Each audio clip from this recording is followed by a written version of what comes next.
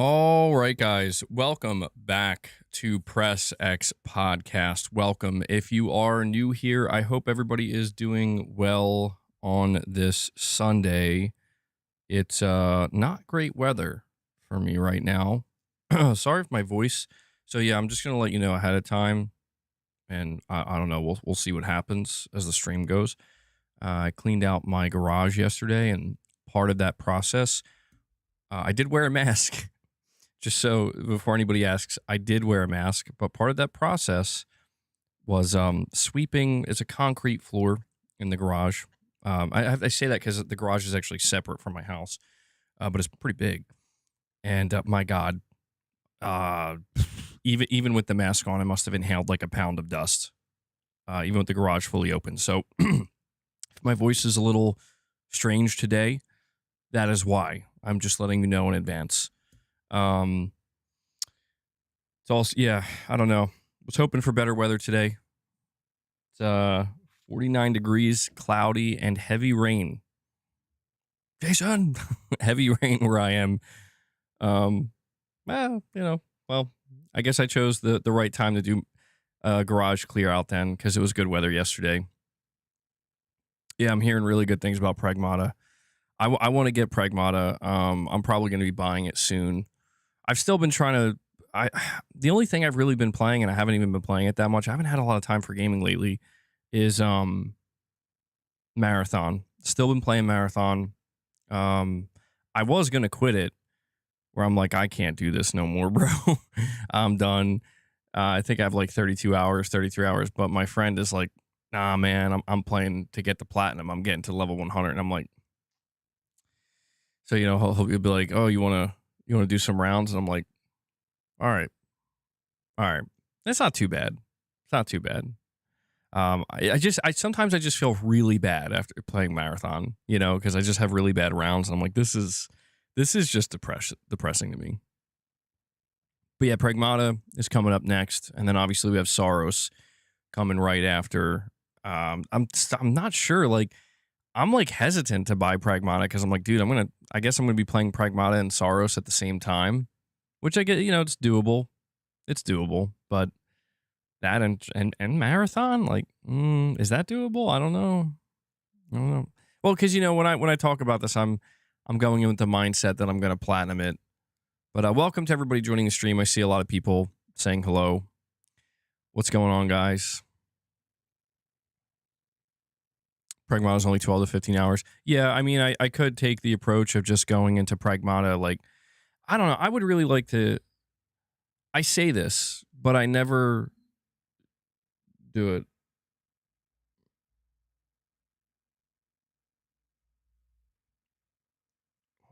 I never do it. I want to just like play a game and not care about trophy hunting. I mean, I've done it before. It's just I want to go into a game with that mentality. Where like with something like Pragmata, I can't help but feel like when I want like, oh, it's only like 8 to 10, 12 to 15 hours depending on how you play it, kind of like Resident Evil. Um I want to just play it, beat it, move on.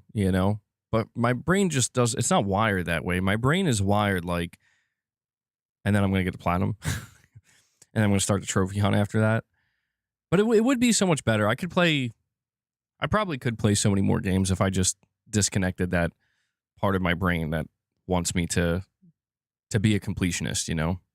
It's literally Resident Evil in space. I love that. That's a really interesting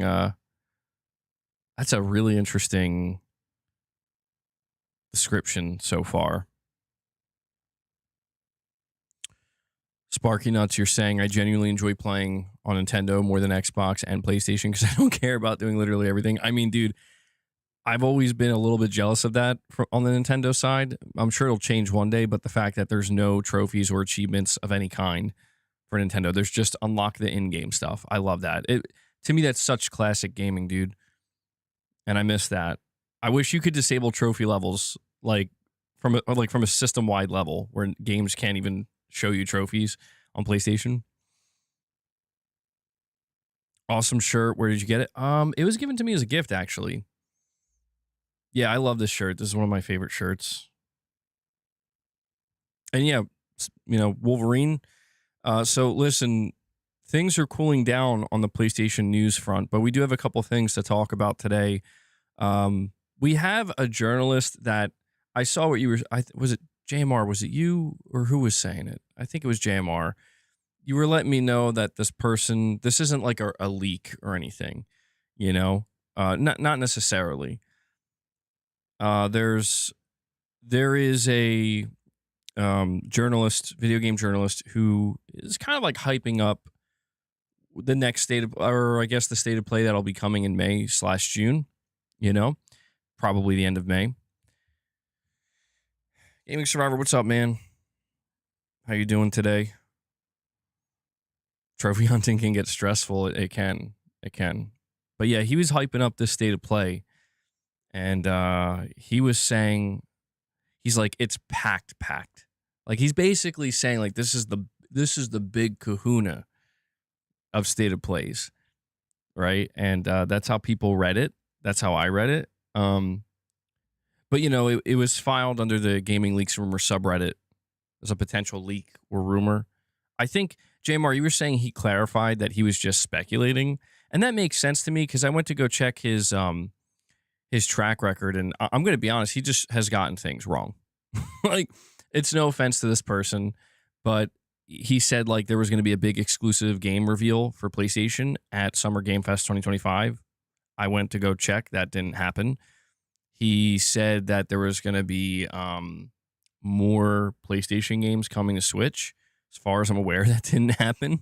So yeah, even if this guy was like leaking it, I would definitely caution people, like, be careful. And we just got off of the rumor that there was supposed to be a state of play this Thursday, and that never happened. So we got to be careful out here, got to be careful.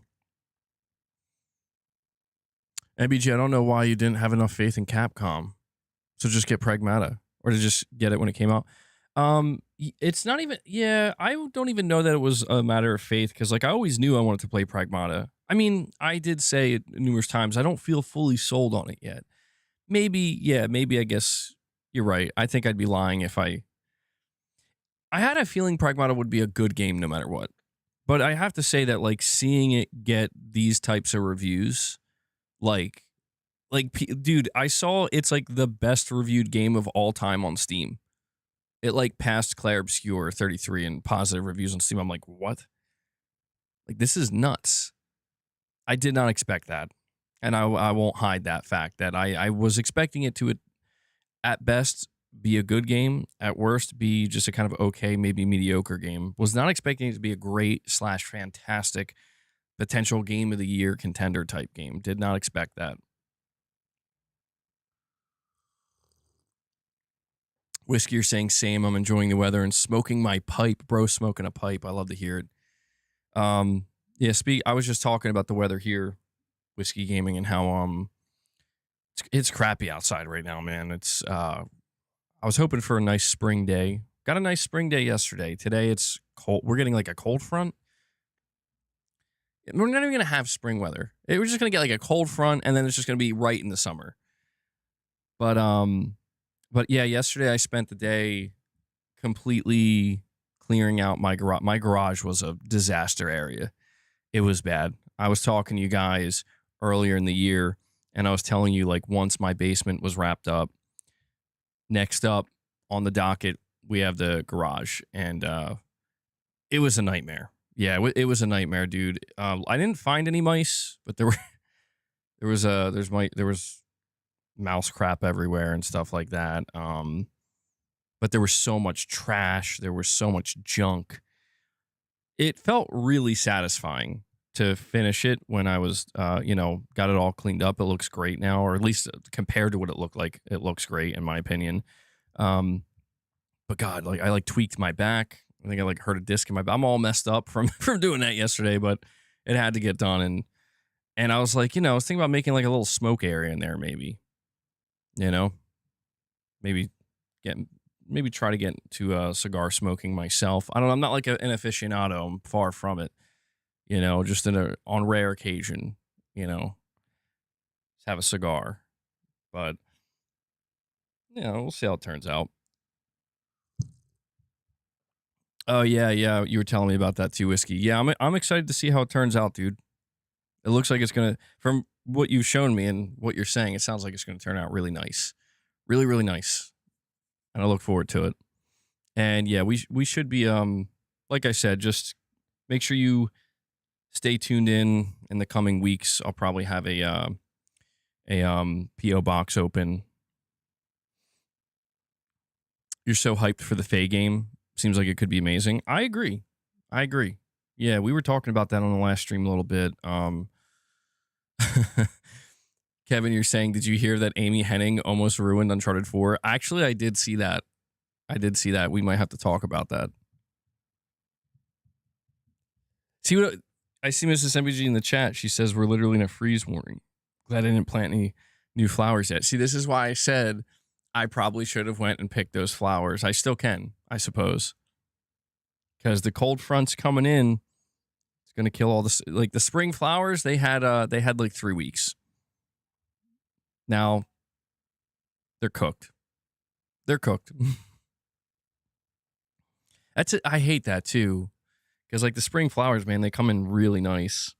They come in really nice, and they just look great. And you get like one small cold front, and it's just like, well, that's it. But you know what? You know it won't die though. The poison ivy, all the crap growing along my fence that I don't want there. That'll get stronger somehow. So I love it. I love the way that works. 82 right now in Florida. Damn. All right.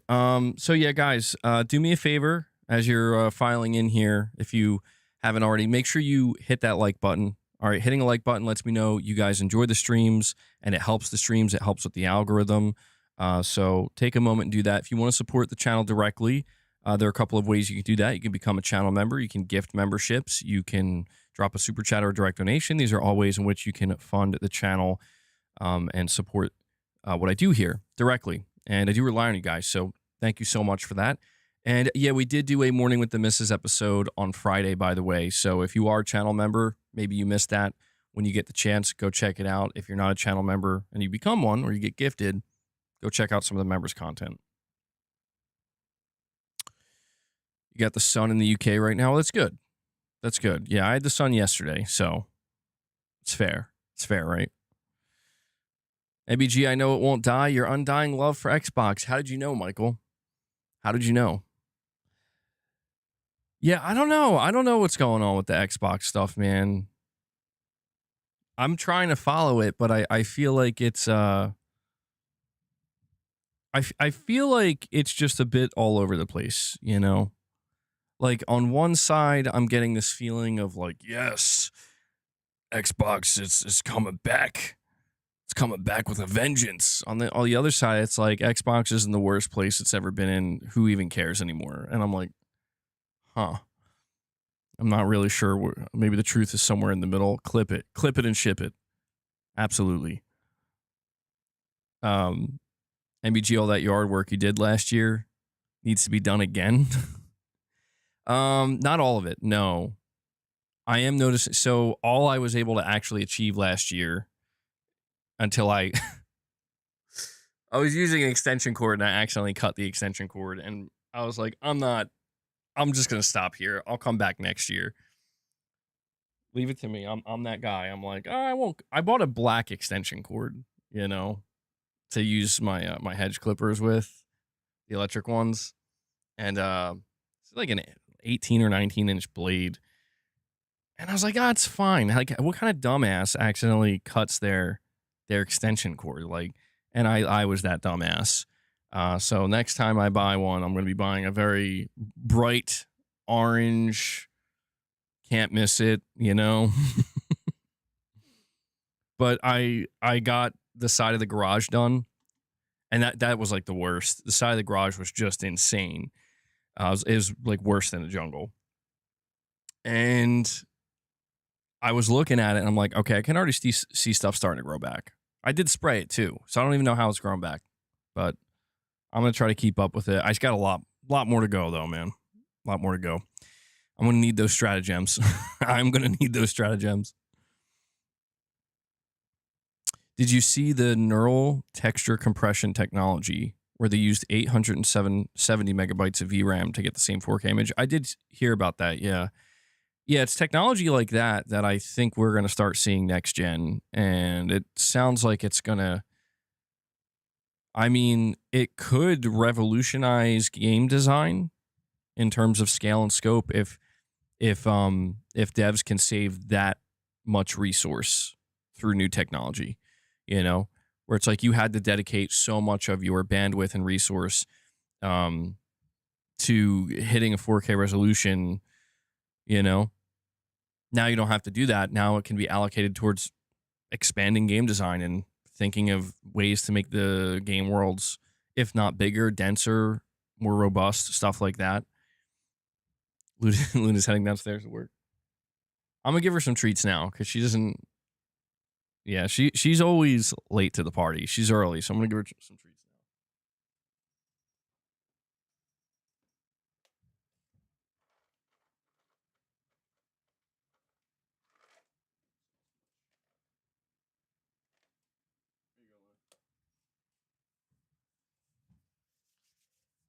It's all you. Better hurry up before boss comes. All right. Let me see here. My brother-in-law just bought a Series X on Friday. He has autism and doesn't listen when you tell him it's a waste of money. Damn. Well, to be fair, Ghetto God. To be fair, Ghetto God, I don't think you need to be autistic per se. Like, I'm telling you, man. Like, I've encountered so many people. It's sad. Like, the Series X isn't a bad console, dude. Like, that's the craziest part. I've encountered so many people who have talked on my channel about buying a Series X. Maybe not so many people, but over the years. And the thing is, like, it's not a bad console. It seems like it's pretty much almost everything else. Oh God, here comes the moment I mention a Series X, Rich Rod's in the chat, thinking it's Dillo. Better watch out, Dillo. Better watch out, bro. Yeah, it's like everything else surrounding the console seems to be the problem and has been the problem. And that's what's sad is like I let's raise some hell. I never thought the Series X itself was a bad console from what I've seen. Like I think like it's simple, I thought it was always funny when people would make jokes that it's a trash can because it's like a black rectangle. Like it's simple. They have quick resume, the controller. I've always liked the Xbox controller. It's like the UI seems pretty good. It's just anything outside of that is like, yeah, I don't know about this, man. I don't know. It's sad too because like when we think about it, it seems like the Series X is seemingly, based off of what we know, it's going to be the last console, like real, pure console. Pure is the word to use. The last pure console from Xbox that can be directly compared to the PlayStation console that Sony produces.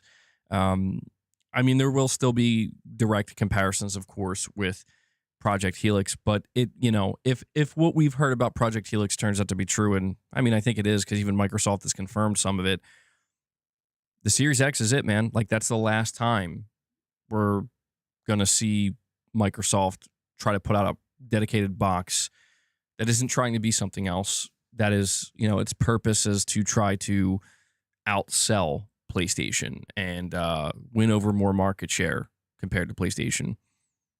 So, yeah, I don't know. Xbox is a cursed object, bro. You buy one, your life falls apart. Let's test that theory. Let's see what happens. I'm gonna buy. You know what? When I open a PO box, nobody send me Xboxes. Okay. You know what we'll do? No, I'm not gonna do that. That's way too toxic. You know what I was gonna say? If somebody sends me an Xbox console, okay, I will display it in the background of all my streams, and I will create an insane member goal And only when we hit that insane member goal, I'll break out the hammer and we'll just go to town. We'll take care of business, you know? How toxic is that, though? That's so toxic. Yeah, I'm gonna take it out of the box. I'm gonna go sell it at GameStop or something. And I'll just keep the box it comes in the background. I go to smash the box. I'm not showing you what's inside. Just an empty box. Luna didn't eat her treats. Okay, well, that's weird. MBJ, I'm going to send you a Helix. I want you to do a full review, at least a 1 hour review. I mean, that's if somebody were to send me a Project Helix when that comes out, I would honor that. I would review it. I would do it probably a little bit reluctantly, but considering if these things are really going to be 8, 9, I mean, Project Helix is, the speculation is it's going to be more than $1,000. So if somebody were to send me that, it's like, okay, yeah, I'm going to have to. Meanwhile, oh, you pay $700 for a Series X, I'm smashing that.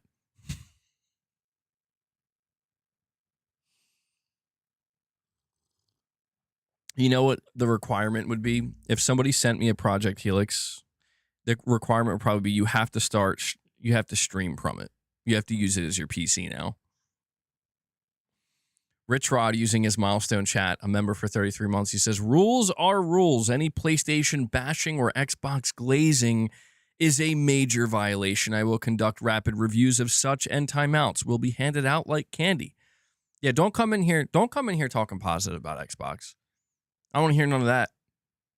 I don't want to hear none of that. You better be glazed in PlayStation. That's what we do here. That's what we do here. Yeah, I don't even fight it anymore. Yeah, you got this, Rich. You got this, bro. You and Gaming Survivor, you got this.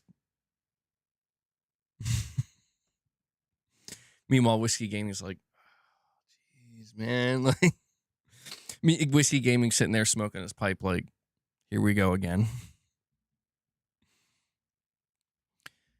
Well, I don't know, man. I when I go on Twitter, dude, like I see people there's always some kind of, I guess, drama would be the appropriate word, but flame wars of some kind still going on. And some of it, like a lot of it, I just kind of don't partake in anymore. I just am sitting back and watching and kind of laughing a little bit. Some of it I clearly partake in, but it's just like where we are right now with PlayStation. I think and I think a lot of people are in this position where we're kind of just like, it feels like it always goes like this, where Microsoft is the first out of the gate.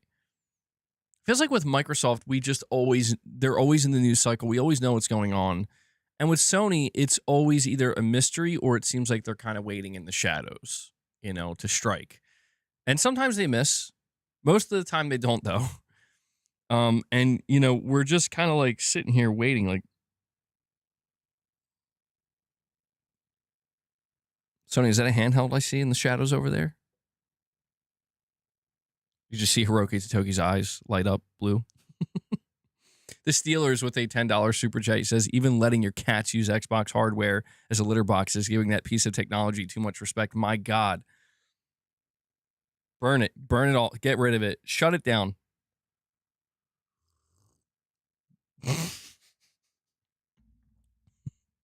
Whiskey says, I literally took a puff and took a shot of whiskey after that to be an MBG mod.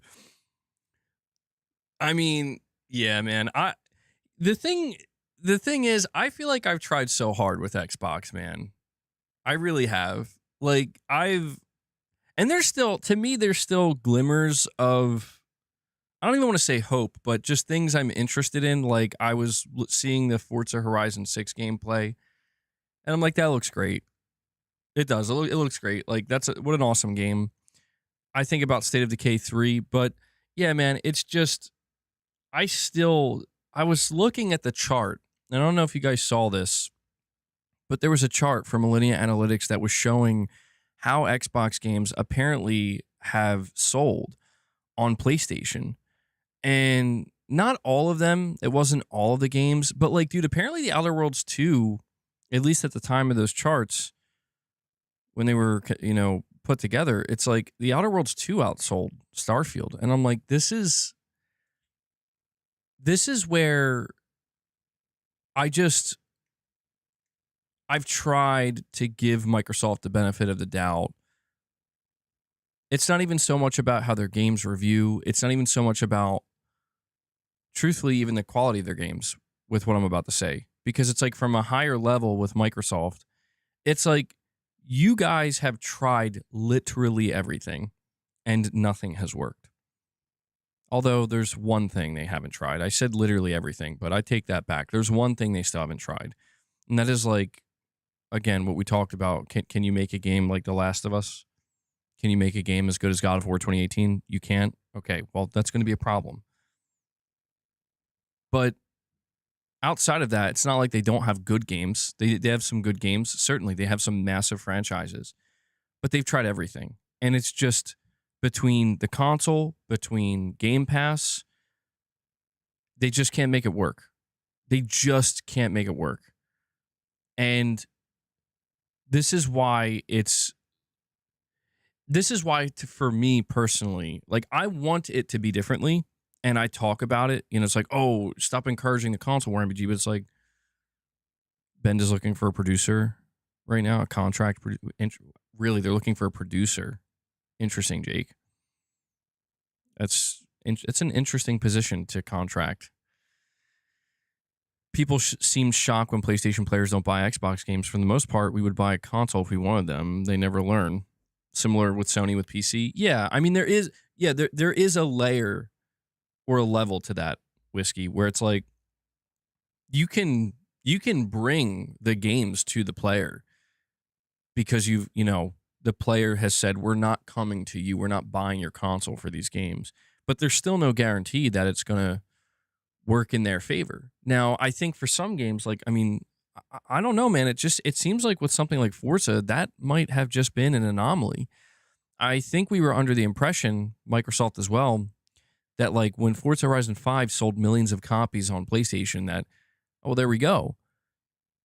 It's smooth sailing from here. We're just going to coast now. And almost every game they've released, it's like it hasn't gotten anywhere remotely close to that.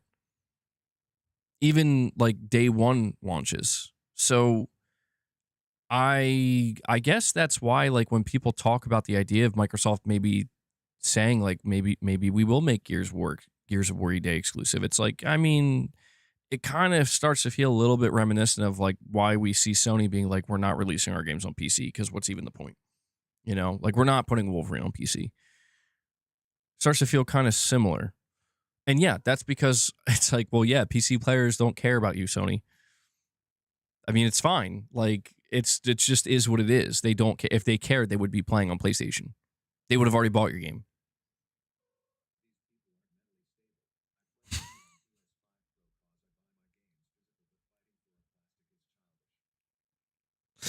World's Greatest Detective, thank you. He says, these people are not mentally stable. I play mainly on PS5 Pro because I buy games physically, but fighting for a plastic is childish.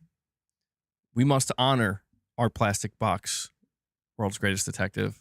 Does it make us mentally unstable? Absolutely. We embrace the mental instability. I've tried. I've tried to be normal. No, I mean, I don't. How serious is it? You tell me. You tell me. How serious can it really be? I mean, don't get me wrong. There are people. Listen, I have encountered the people that this is serious. This is serious. And I've always tried to encourage those people, like, it's fine. Just calm down. It's not that. Yeah, come on. I get it, though, to a certain extent. Because I was there. Like, dude, you guys remember, like, 2018, 2019, 2020 MVG? It was dead serious, bro. It was dead serious. I'm as serious as a heart attack.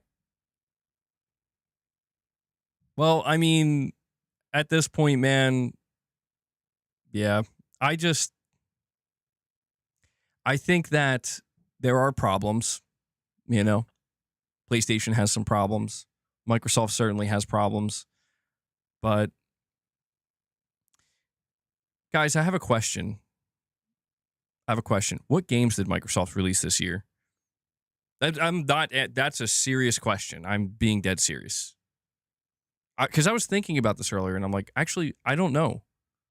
And I'm not talking about re-releases for PlayStation or like ports. Or they, oh, look at that. It's like Sony and Microsoft battling each other. Let's see. Hold on.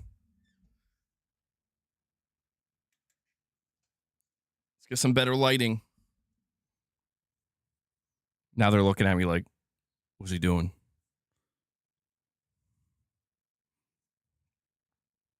Anti-console war and anti-exclusive people are doing nothing but virtue signaling. It's true. It's 100%. With that, Steelers, you're 100% accurate with that. That is true. All these people who are doing this, like, they're putting up a front, and I get it. It's like, if it works for you, it works for you. Was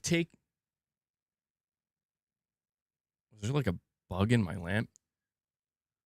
Why did that just make a sound? That's weird. It's like, if it's working for you to take that stance and to be that way, then I get it.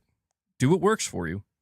But nah, dude, like, people are walking around. The thing that's the most annoying is people walk around acting like exclusives are some kind of crazy, batshit crazy, fucked up, like, look at what they did to this industry. Like, dude, shut up.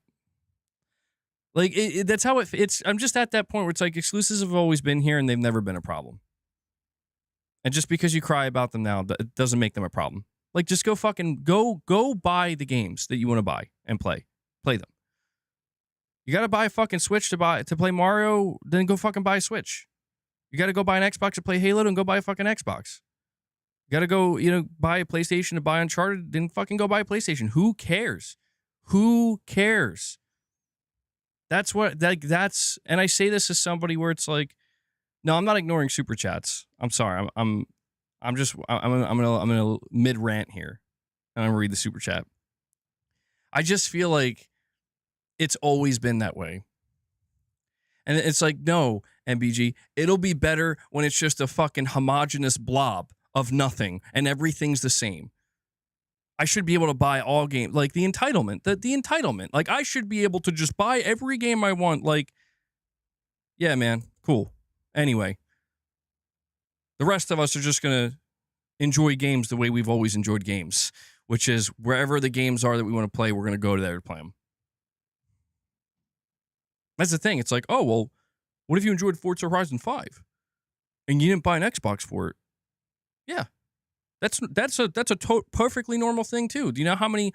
Listen, there are certainly, while it's not the vast majority of them, there are PC players that are upset that Sony's not bringing their games back to PC, and I get that. But it's like the bigger picture understanding here is that the people who cared about these games went out, bought PlayStations, and played these games. The people who didn't, they didn't. Is there a small percentage of people? Probably on all platforms, where it's like, you take those games and you put them over there, they'll buy them. Yes, that's normal too. But outside of that, like, the bigger picture, the bigger picture understanding, this is crazy. I'm ranting while my cats are fighting in the background. The bigger picture understanding is that the way it has worked from the beginning, the way it has always worked, is exclusives play a role. And they serve their purpose to just sell the hardware, dude. If hardware becomes irrelevant in the future, fine. There's nothing anybody can do about that. But it's like, it's the virtue signaling of it, where it's like, come on, dude. Like, oh, yeah. And because I kind of started leaning into that too, where I'm like, this is amazing. I wasn't saying it was amazing, but I'm like, maybe it can be good, and it's fine. It's like, if that's where it goes, that's where it goes. But I'm never gonna sit here and be like, I can't fucking believe Sony made me buy a PS3 to play MGS4. Like, no, that was fucking awesome. That was fucking awesome. I was happy to buy a PS3 to play MGS4, and even though the PS3 wasn't where I wanted to play mainly, I learned to appreciate, oh, this is different. This is interesting. Actually, I like some of the stuff Sony's doing here. I didn't want to fucking buy an Xbox 360 to play Left 4 Dead. No. I was coming from PlayStation 2 and I was focused on the PS3. But the moment I saw Left 4 Dead wasn't coming to PS3, I'm like, get me that 360 right now. And I was prepped and ready to go. Now, I did get a 360 earlier than that, but that was the game that I saw early on that I'm like, yes. Just saying, man. Just saying. All right. Kane Z7, you're saying, MBG, do you think the low sales numbers of Starfield on PS5 can make Microsoft review and change their multi-platform plans? Yeah, absolutely. Absolutely. Really, Clark? I can't believe what these cats are doing. Hold on. Kane, give me a second. I'm gonna zoom in. I'm gonna zoom in so we can get a clear view of these cats. There we go. All right, I'm still gonna talk to you guys. It's just not often they're on camera like battling or playing with each other like this. I don't have my cat cam set up either. But no, the answer to that question, Kane, is yes. If they continue to spend time and resources, now Call of Duty is the only exception to that, in my opinion. Call of Duty is the exception. Outside of Call of Duty, Bethesda games, Xbox internal, game studios. I think if the sales continue to look the way they are for the majority of their games, they're going to be super selective. And for a lot of them, they might just say, yeah, this might just be better. This might just help us. It might help us more to just bring these games over later or just not at all. Because, yeah, the numbers for some of these games are pretty bad, dude.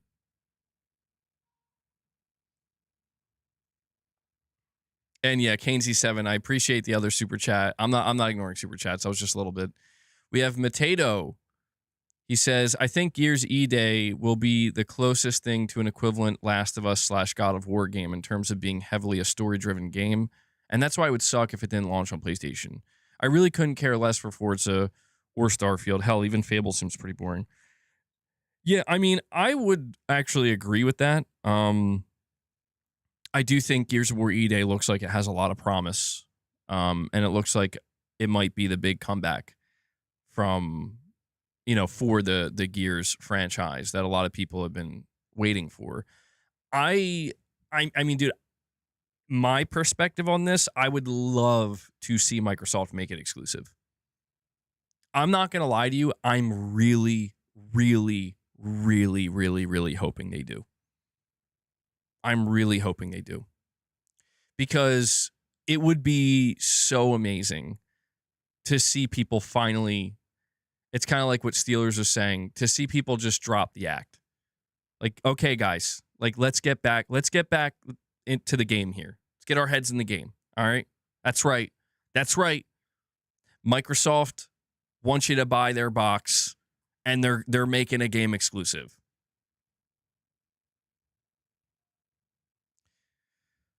Oh, Michael, by the way, what's up, man? I just realized I know you're here.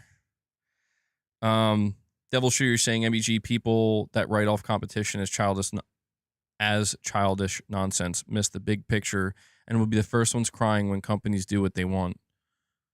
Yeah, that's what I'm saying, Devil Shooter. Like, you understand it. And it's like, if exclusives are the, I guess, it's like, the exclusives are kind of like, what's the word I'm looking for? They have to act as there's a specific term I'm looking for, and I can't think of it for some reason. But what I'm trying to describe here is they are not the most ideal thing in the world. Like, there is the basic flaw of like, well, when a game is exclusive, that means less people get to play it. And it can also mean maybe sales are lower for that developer, And it's like, yeah, I understand these flaws do exist, but it's I guess necessary evil maybe is the term. I mean, I think that's not necessarily the term that first popped into my head, but I guess it's applicable here. It's like it's a necessary evil to facilitate the competition that is absolutely necessary, at 50. People struggle in USA also. That's me being nice because it's $2 for 50 char, not 0.80. Yeah, we've been trying to figure this out with Mateto. I will say this. Mateto, like, dude, you're rich, correct? Well, not rich, but like you're pretty wealthy. You have to be. Because it's either that or you, dude, here's the thing, Rich Rod, like, I don't think he would be able to continue to do this. Like, YouTube would have already stopped it. I did go back to see if if the super chats he was giving were getting charged back. I don't think they were. So this might be legit. I'm pretty sure. Well, I'm not pretty sure, but the evidence seems to suggest. Yeah, it's really strange. Because, like, that's the thing. When he's donating, he's saying it equates to 80 cents USD. It's a flaw in the system. And yeah, I know I looked into it, though. And the thing is, like, if he was, so, like, the assumption is that, okay, hold on, they're done now. Let me fix my camera. The assumption is that this isn't legitimate, that this person, Mateto, is, hold on, I have to recenter this. The assumption is that this person, Mateto, is not residing in Venezuela, and that this person is somewhere else, maybe the United States, and they're using a workaround with YouTube's system to convince YouTube that they're actually from Venezuela and they're using that currency. I forget what it's called, or not Venezuela, Argentina. My bad, Argentina. And the thing about that is, like, from what I looked into, because I just wanted to make sure too, because I'm like, yeah, the chats sit there the whole time and people are like wondering, like, whoa, hey, yo, what's going on here? Like, what's, and they're like, oh, this converts to 80 cents for MBG or something. Apparently, YouTube, they detect this almost instantly. What I'm trying to say is, if it wasn't legitimate, YouTube would have already nixed this guy's account. Because you have to understand, like, they'd be messing with YouTube's money. They're messing with YouTube's money too, because YouTube gets a portion. But it's, the assumption here is that this person is, I mean, they have to be pretty wealthy to be dropping, because again, it would be the equivalent of, like, if somebody was, it'd be like the equivalent of Whiskey Gaming dropping, like, every super chat $200, $300 per super chat. But yeah, I don't think YouTube would just let that skate on by. Unless I'm wrong about that, but that's what I looked into. That's what I saw. So, I don't want to do that thing where it's like, hey, bro, you're scamming the system, so get out of here. Because that's supposed to be YouTube's job. Like, to be honest, that's supposed to be YouTube's job, not my job. Or yours, Rich, but I don't know. Well, hold on. Before I read the other super chats, you're saying I can send you a picture of what I see on my end when I send a super chat. It's not a scam. It's a flaw on the YouTube platform at best.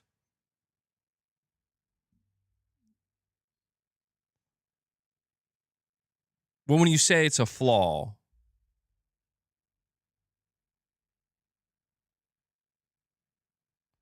wait. So are you saying you are exploiting YouTube? Or maybe I'm reading this wrong.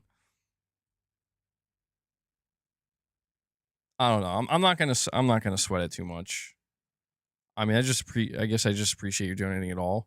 Like, I don't want to come off that way. Like, I'm not appreciative of it. Okay, hold on. Where were we here? Bend is looking for a producer contract.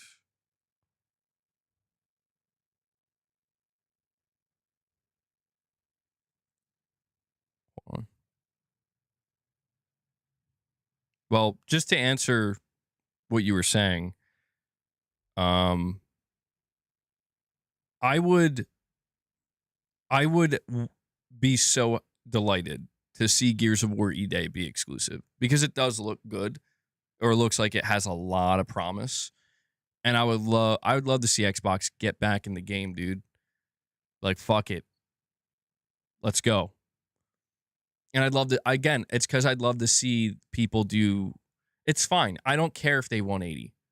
I do not care at all. I'm not going to hold, I mean, sure, it's like, oh, haha, see, you 180. It's not even that. It's like, here we go. More competition. We're back. We're back to the competition. The game is on again. Let's go. Yeah, that to me is better.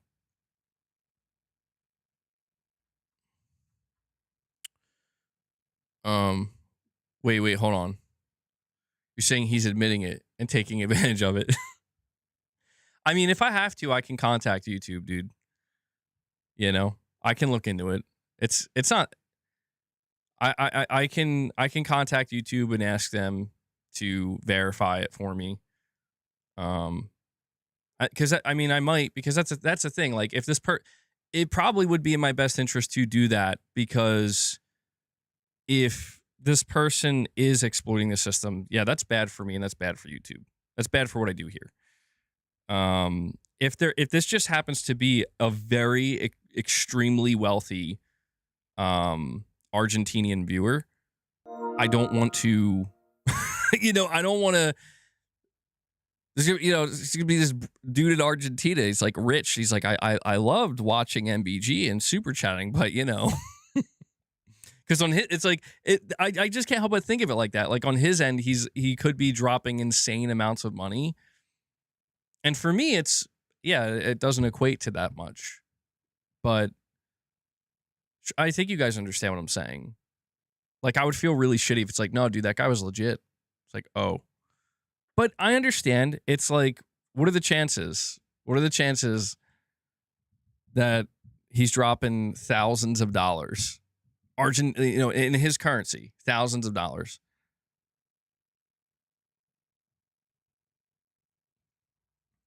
New Soul 9. Hold on, we'll get back to that. New Soul 9, you're saying MBG exclusives exist in multi-platform games. It's the sense of the gameplay, the story, etc. They just want exclusives to be expressed in a different form. I mean, I get what you're saying, New Soul. I think what those people want, the people that we're referring to, the people who are like anti-exclusive, they want it to be expressed in the form of, I don't want to buy your hardware, and I don't want to be in your ecosystem. And I totally get that. Like, I'm saying I get that from the perspective of, like, I can understand it and rationalize it, and it makes sense. But I guess it's just, it's a philosophy difference, perhaps. It's just a different mentality or different perception of it, where it's like, I understand that a person who's comfortable where they are doesn't want to go buy another piece of hardware. They don't want to spend more money and go somewhere where they don't want to be. But at the same time, like, I don't see a problem with a company that built an ecosystem. Coalition. I love the Gears trilogy, but I'm not hyped for E-Day. All I want from Ems is Blade. They can keep E-Day. You don't trust the Coalition. You love the OG Gears trilogy, but I'm not hyped for E-Day. All I want from Microsoft is Blade. Oh yeah, sometimes I forget about Blade. That one I'm looking forward to. I'd probably buy an Xbox for that, depending on how it looks. Assuming it's good. They can keep, that's it. I mean, I'm not like super stoked for Gears. I'm not the biggest Gears head, but it looks It looks like one of those, it looks kind of like a return to the hype that was there for Gears 1 a little bit.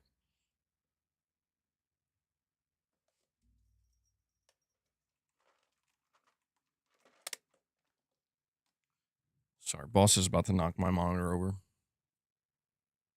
But yeah, I'm just saying, like, if a company wants to make an ecosystem and they want to sell a piece of hardware that contains that ecosystem, and they want to build it up and build it out, and they want to utilize studios that they either built or purchased to do that. I don't like, I just, again, maybe it's just because of how I grew up. It's like, I don't have a problem with that. I don't. Like my answer to, like, for example, if it's like Xbox players being like, Wolverine should be playable everywhere because it's Wolverine. Wolverine should be on Xbox. My answer to that is, yeah, Microsoft, you should talk to Microsoft about that. They absolutely could have secured Wolverine. People see, this is the thing. The people who do this, they want to talk about money.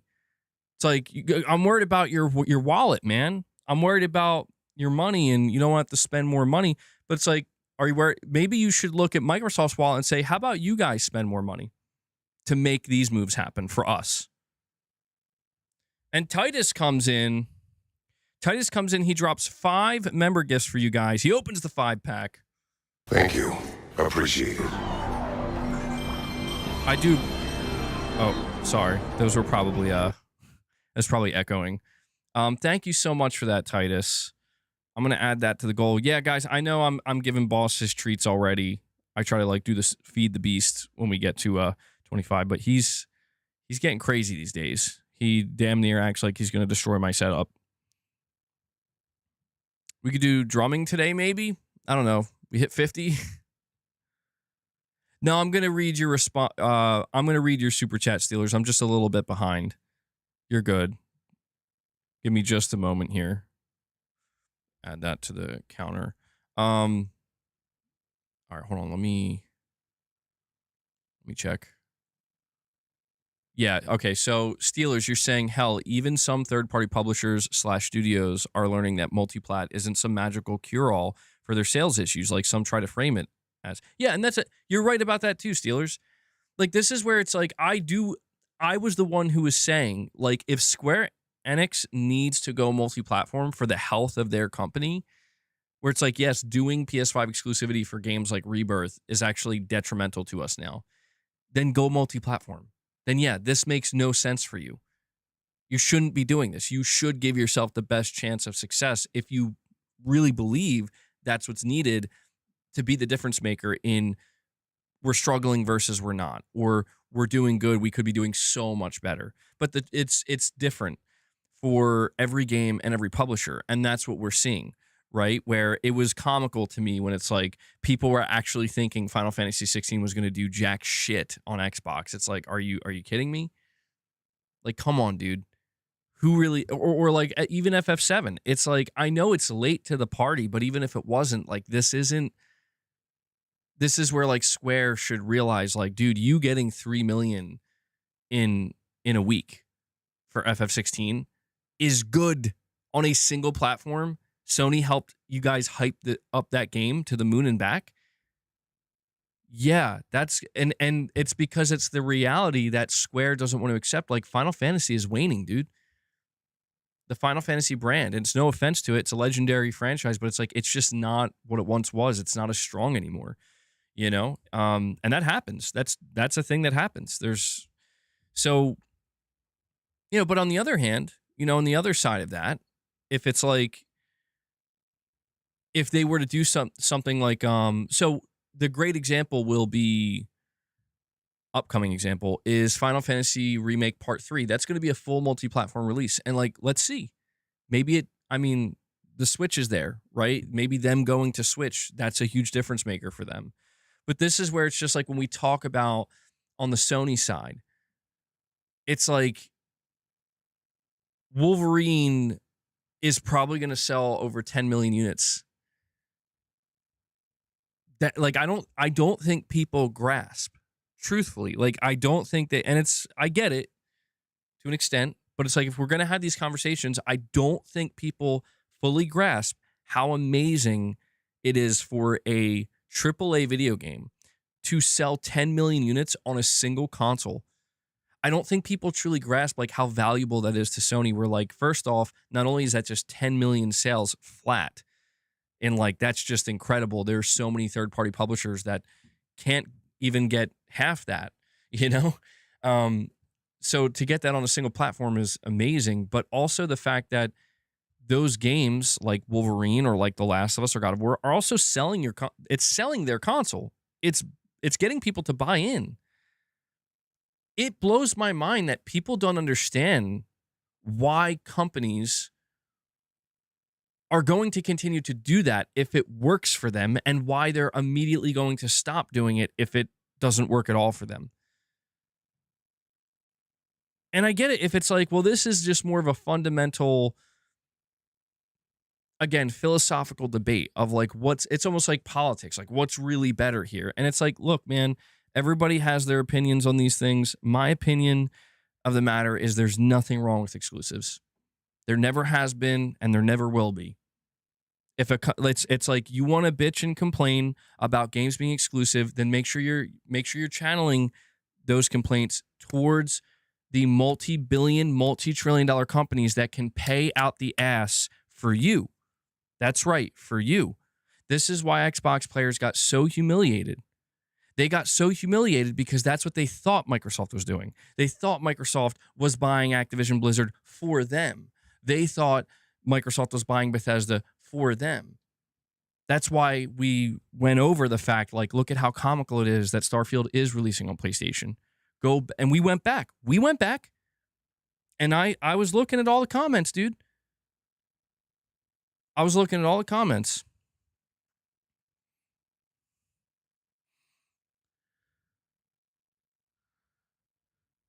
Well, hold on. Yeah, Rich. Dude, I'm going to look into, like, you guys, don't worry, but don't stress over it. It's not a big deal. Like, worst case scenario, I'm just getting a couple bucks and it looks strange, you know? And if it turns out that it is something, come on, Clark, what are you doing, bro? Hold on. Okay, please remove your butt from my camera. I got to give Clark some now, too. All over the place. Here, Clark. Come on.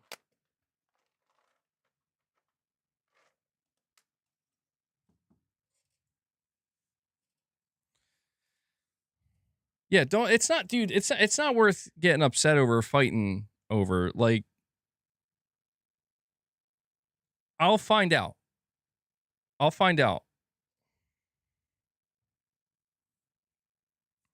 And yeah, and like, Rich, if that's true, if that's what he's saying, then he knows. Then he knows I'm going to find out. So it's not a big deal. It's not a big deal. Trust me, dude. If I reach out to YouTube support, the moment I bring this up, they're gonna immediately look into it. Because like I said, if it's not legitimate, it's hurting them too. But I do get it. I get where Whiskey and Rich are coming from. Whiskey, I think, is taking more of the approach I am, where it's like, we'll let it sort itself out. But I get it too, where it's like people, I totally get where it's like somebody who's paying $20, US dollars for a super chat is way more limited in what they can type compared to if somebody were to be exploiting this loophole. They're getting like 500 characters or some shit. Or I don't know if it's 500. That's way too much, but way more, 200 characters or whatever. $2,000 equals $1.40. Yeah, so again, bro's either loaded. We're gonna have to have a cage. We're gonna have Battle of the Mods here. It's gonna be battle. Whiskey and Rich are gonna be going at it, and you just got Gaming Survivor like throwing fuel into the fire. All right, guys, chill. All right, it doesn't. If I listen, I'll ban the guy myself. There we go. Potato. I'm sorry, bro. You're rich, Argentinian ass. No longer. See, you're making my mods fight. I'm gonna take care of it. See, I'll go crazy. I'll take care of it myself. I won't even need YouTube. Don't make me do it. Can I bitch about Xbox and peace no more? hype up the upcoming state of play. Let's go. Steelers is like, what's happening? What the fuck is going on, bro? With that being said, I do have to read this last chat, though. He says, what I mean is that YouTube charges me 2,000 Argentine pesos for super chats, which when converted is less than $1. Yes, I know that's not much, but honestly, it's not my fault or responsibility that YouTube charges me 2,000 pesos in Argentina.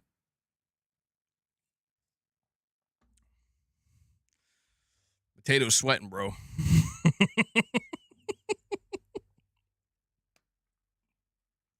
This is like, it ain't my fault, bro. Here we go. Hold on.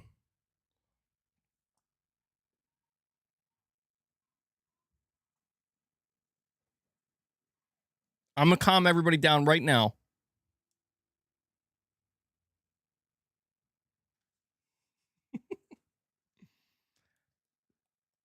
So I decided if boss is going to be eating all these treats,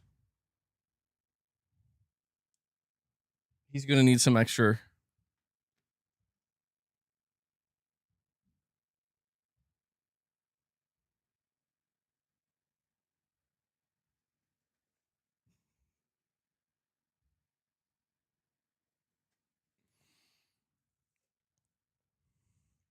Settles the old way.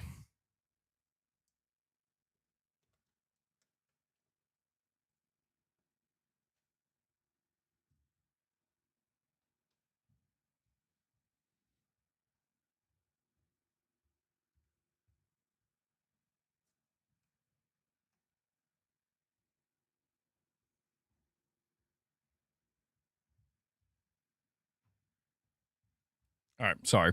I'm getting really distracted. I'm with this laser.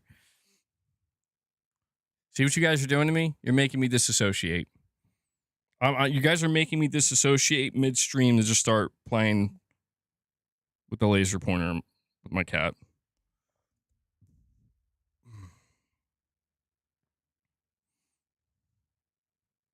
So there's a state of play coming.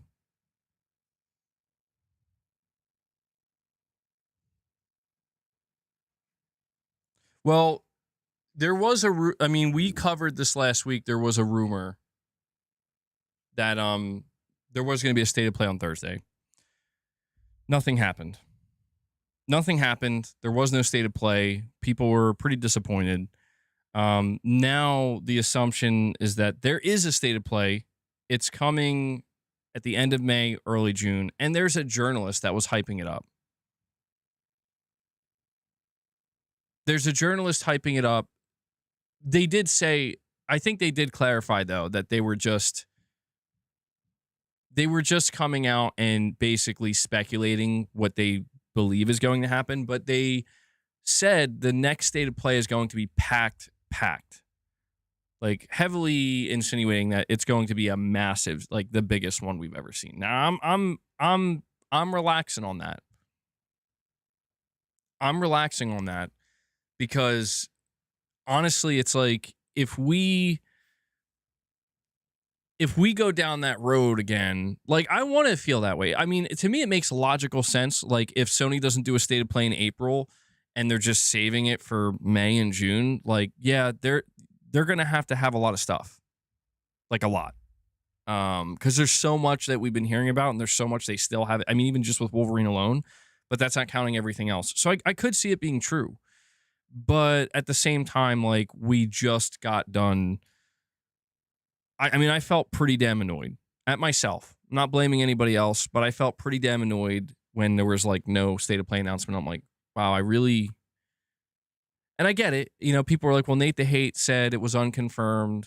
And I know, but it's just like, it was just strange because I feel like that's not how it usually goes. Like, and I don't really recall it going that way. You know, I don't think there's ever been a time where we had somebody who was considered reliable, even if they're saying it's unconfirmed, basically saying like, yeah, it's, there should be a state of play coming up. And I don't know, it's just something weird went on there. But then again, there weren't really any sources corroborating it. So yeah, there is going to be a state of play coming. I'm not an insider, and I don't think you need to be an insider to be correct in guessing that that state of play is going to be at the end of May, the beginning of June. And yeah, I do think it is going to be massive. How could it not be massive? Everything that we're hearing about. Clark, oh my God, what are you doing? I'm about to just end this stream, bro. You know, like, I don't need this shit. I don't need this shit. Clark, go chase the damn laser. This is why I brought this up here to get your ass out of here. Come on. Okay, and there's...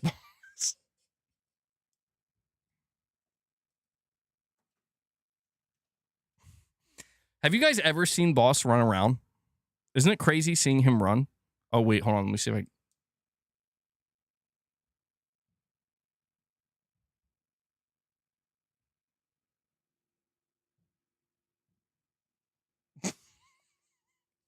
Did you guys see Clark's little hop? Clark's never messed with a laser pointer before, dude. He never had a laser pointer on the streets.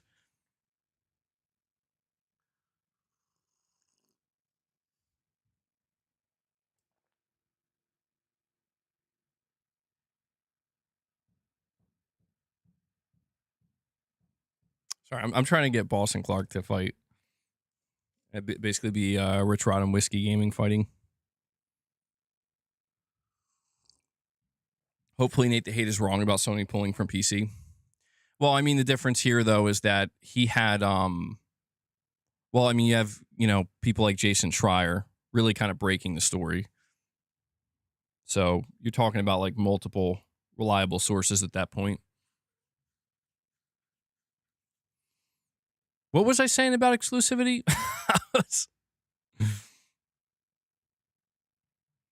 Oh, that's true. Oh, Ray, that's true, bro. Yeah, that's why he avoids them. He's afraid of them.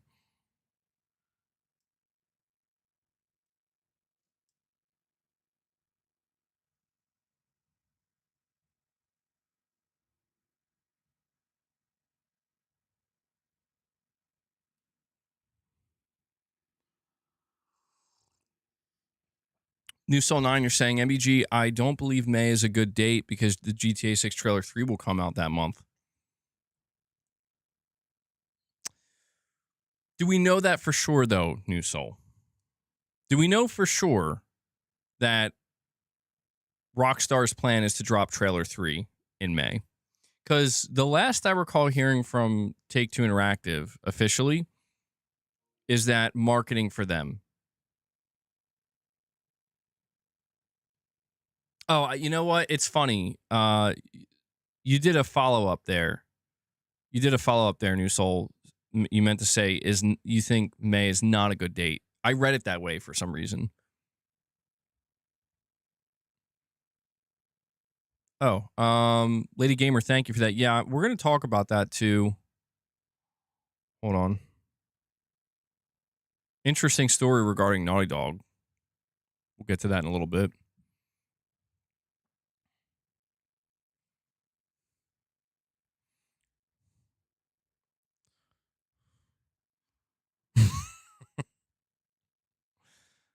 Oh, shit. Wait.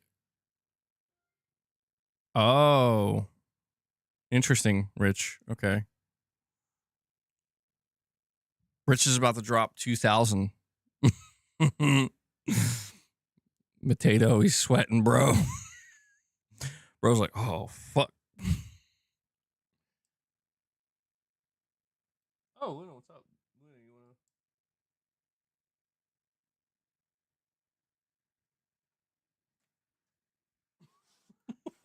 Oh, man.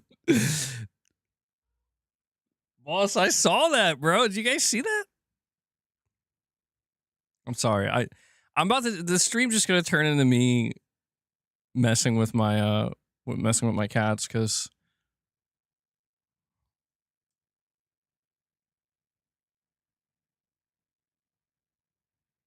Oh, now, hold on. Hold on, guys. You know what? Forget talking about video games. Video games are stupid. Who wants to talk about... Oh, hold on.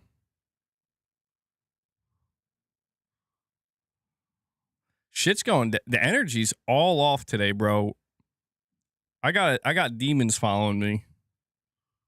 Clearly, my cats are fighting. My mods are fighting. The only two who won't fight are Sony and Microsoft.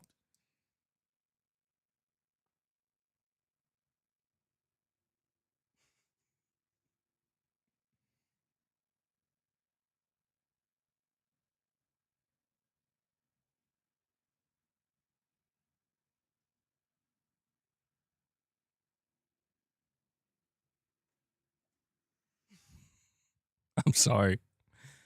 I've never seen these three cats acting like this in one spot before.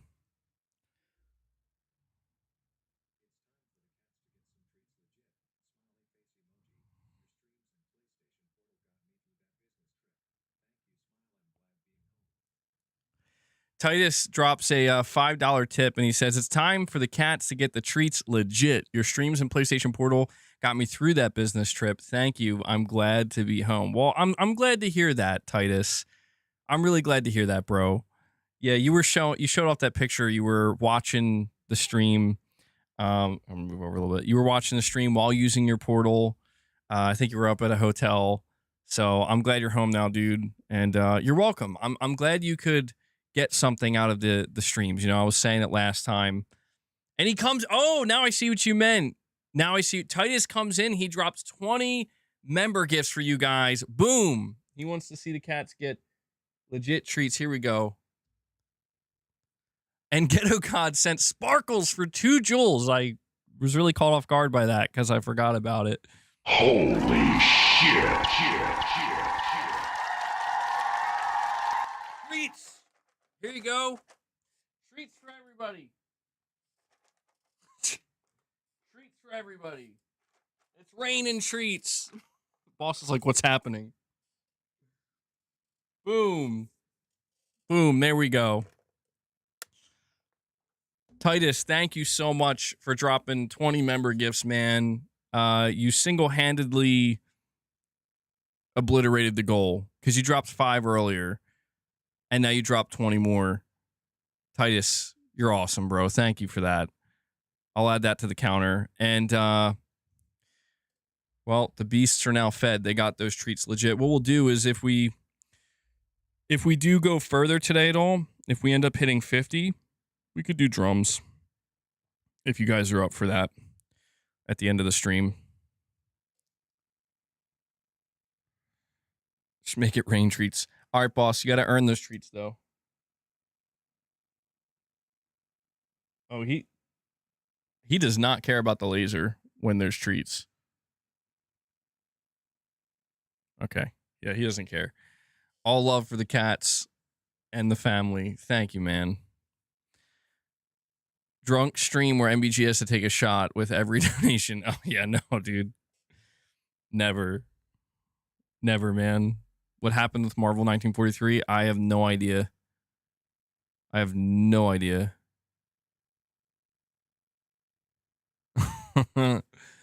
Oh, man.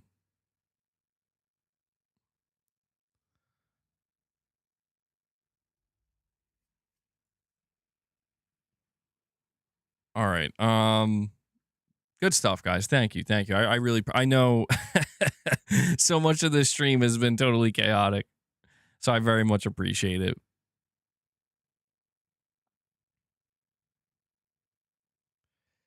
Oh, yeah, I'm definitely going to have to vacuum. Is that what you guys want to see? We could do that. We hit 50 members. I could vacuum on stream.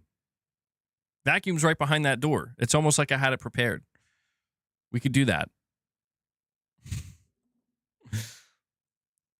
We have Armani Coleman. He says, I just got Horizon Zero Dawn. Who do you think is faster? Aloy from Zero Dawn? Or you said Name from Assassin's Creed Shadows? Obviously Aloy. Aloy's like superhuman. Have you seen what she can do? She ain't human. I'm going to say Aloy. Dwayne's hoping he can get a membership at some point. Yeah, hopefully, Dwayne. It's been a while, man. We've been trying. Clock it. Oh, God. Jake, you sent a milestone chat? Oh, you did. I'm sorry, buddy. Member for 26 months. You're saying, how have you been? I am allergy to dust a bit. Or you meant to say allergic to dust a bit. So even with just cleaning my room, I need a mask. Yeah, I can tolerate like a normal amount of dust, Jake. But like yesterday when I was cleaning out my garage, even while I was wearing a mask, that night my head was pounding like right in my brow, right where my sinuses were. And I'm like, I went to go blow my nose and do like all this like dark dust came out. I'm like, that's not good. I need like a freaking gas mask or something. The camera. Oh, wait, hold on. Hold on. You're right. I have to zoom in further. Michael Werneth with the $2 chat says, what should I eat today?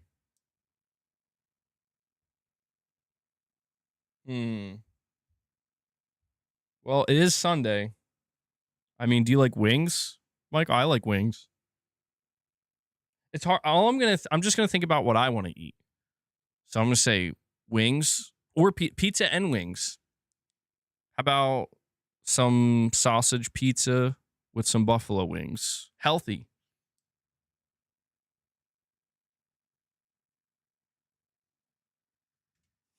Oh, man. Luna's about to go crazy. Ramen.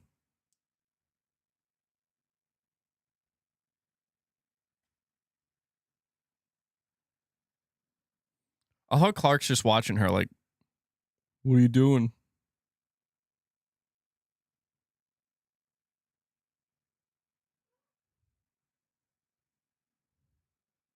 Sorry, God, bringing this laser pointer out was a mistake for me. I'm like just as bad as the cats. Pizza and salad. Pizza and wing sounds good. Pizza, I do. Who's throwing up? Who's throwing up? Clark, no. No. Don't do it. No, he's gonna. Why are you gonna throw up? Do you have too many treats? Hold on.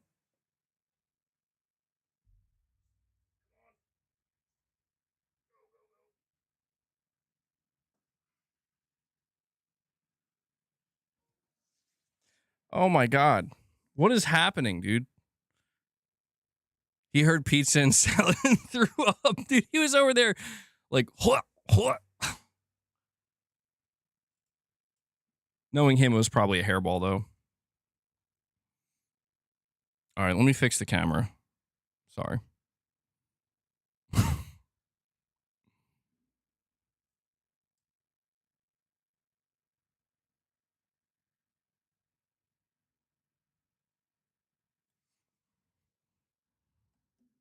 Sorry, Luna.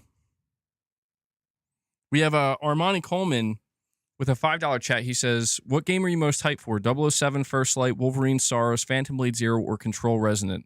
Me, 007 First Light, and Wolverine I'm hyped for. I think between all the ones you just listed, I'm going to have to say Wolverine. All the games you listed, I think, look amazing. I just realized I didn't fix my camera yet. Hold on. All the games you listed, I think, look amazing, and I'm excited for all of them. But, I mean, I can't deny that Wolverine, and it's not just because it's PlayStation. It's just because, like, dude, I love I love Wolverine. So, that's going to be my pick. But I feel like you can't go wrong with any of them. Massive butt jiggles. Thanks. Yeah, that's what MBG stands for. Thanks, bro. Going for Anthony's coal fired pizza and then playing Dead by Daylight. Hope to see you guys at either. Damn. Michael wants to get on he wants to get some Dead by Daylight rounds. I'll think about it, Michael. Not today, but I'll think about reinstalling it. I've been thinking about going back to Dead by Daylight. I was talking to Mrs. MBG about I'm hesitant only because it's been so long since I played. I notice the camera keeps struggling to focus. The camera's spazzing out.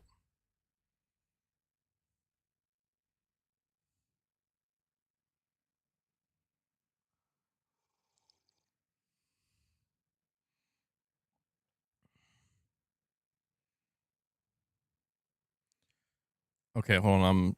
I'm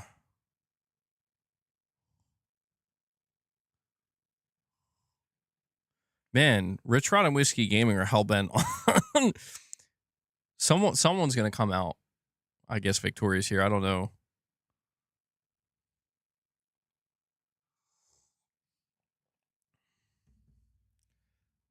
Why, dude, why is everybody always fighting in my chat? No matter what I do. Oh yeah, Nicodemus, congrats on that, by the way.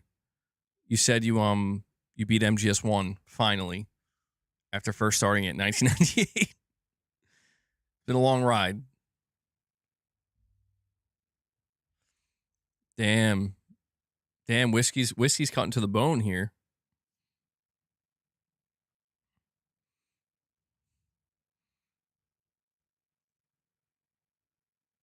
Perfect Image, you're saying, what are you playing now, Mouse PI or Pragmata? I think I'm gonna go with Pragmata. Mouse PI I want to play, but I have the physical version pre-ordered already, but it's not coming till July, so I was like, maybe I'll just go with Pragmata instead, and I'll just play Mouse at a later time.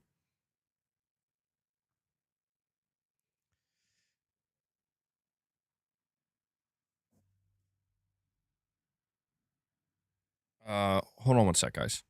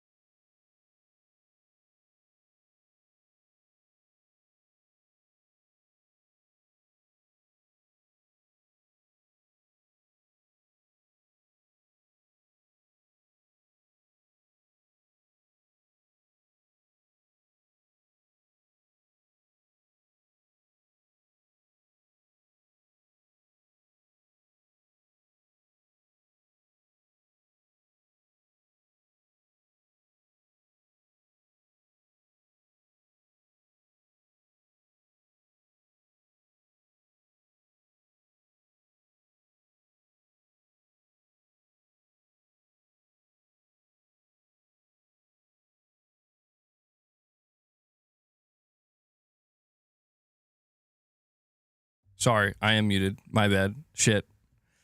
I just said the most important thing of this entire stream. I just said the most important thing. It's a sign. I wasn't meant to say it. You guys weren't supposed to hear it. Yep. I shouldn't repeat myself.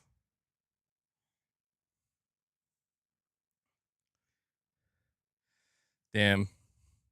Well, Whiskey's very pissed off. Rich is angry too.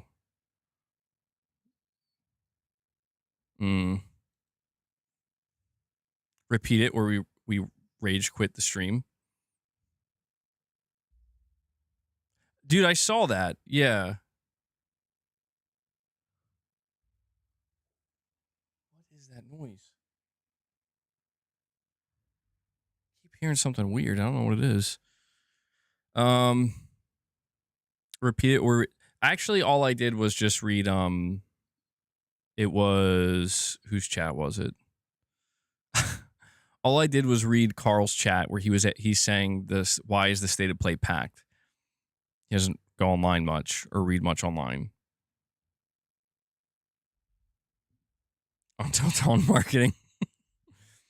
And I just told him it's packed because you got Intergalactic that's supposed to come up. You got the Faye game. You got Wolverine. There's rumors of other games potentially showing up. So that's actually all I said. It wasn't that important. I'm sorry. Lots of drama for a gaming stream. We always got drama here, bro. Yeah, I don't know. I'm not good with conflict like this, so I don't know. It puts me in an awkward position, you know.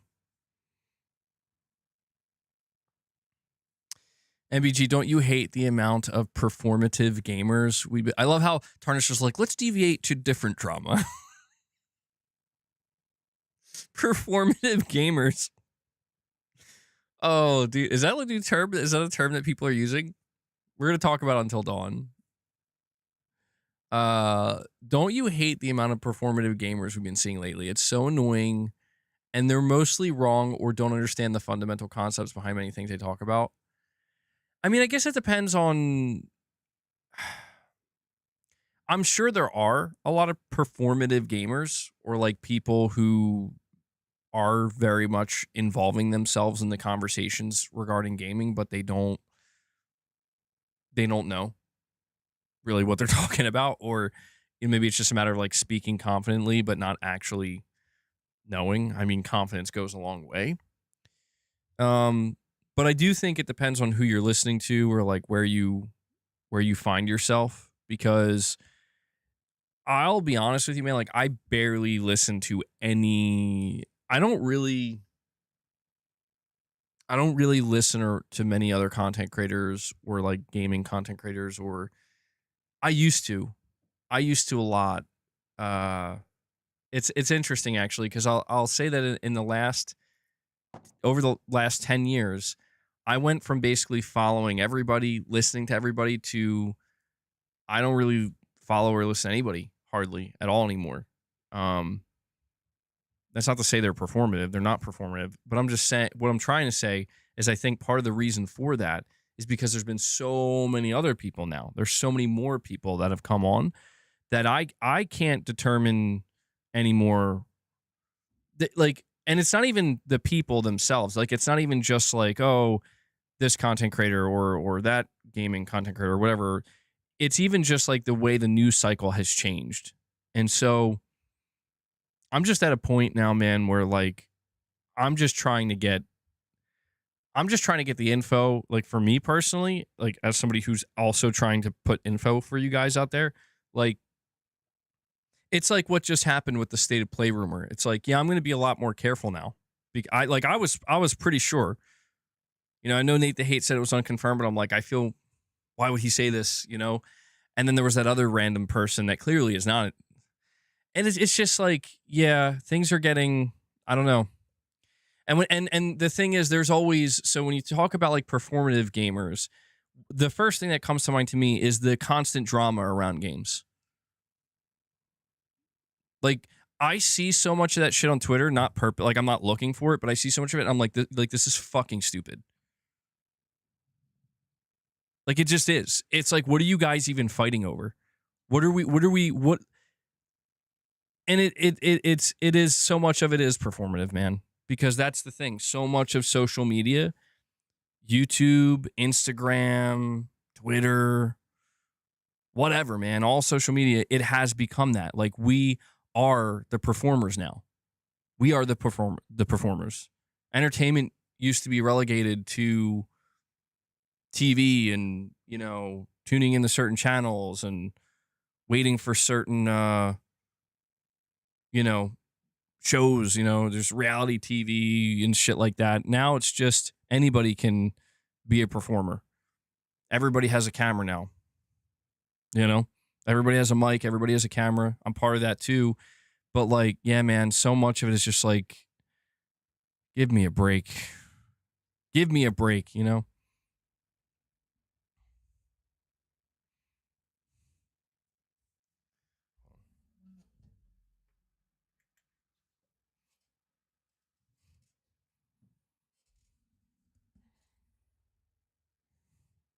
Have you seen gameplay from people like Vera Dark and JT Smash? They're not gamers. Nobody who plays games for a living sucks that much at them. I haven't seen that. I'm not even sure who that first person is you mentioned. The second person I've heard of.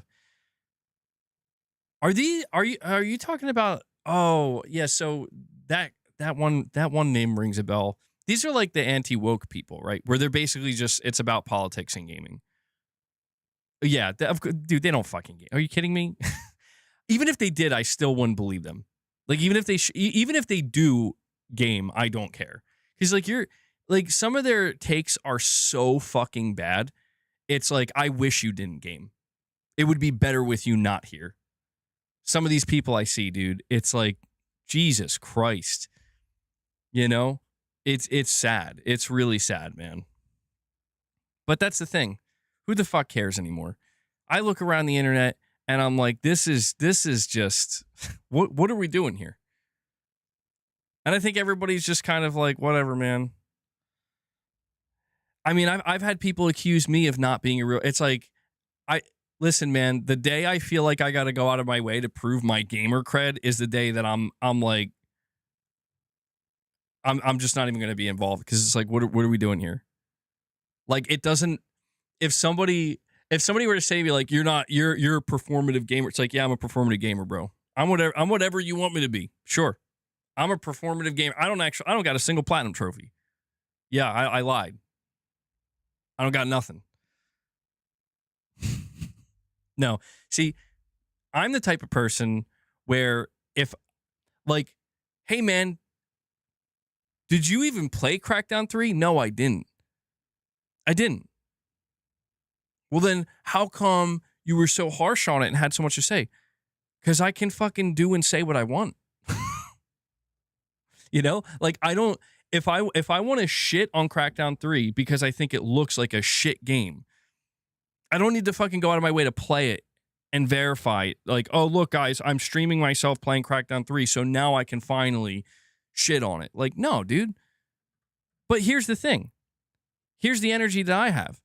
And this is the energy I bring to the table. If somebody says to me, MBG, I don't give a fuck what you have to say about Crackdown because you didn't play it. Yeah, I don't blame you.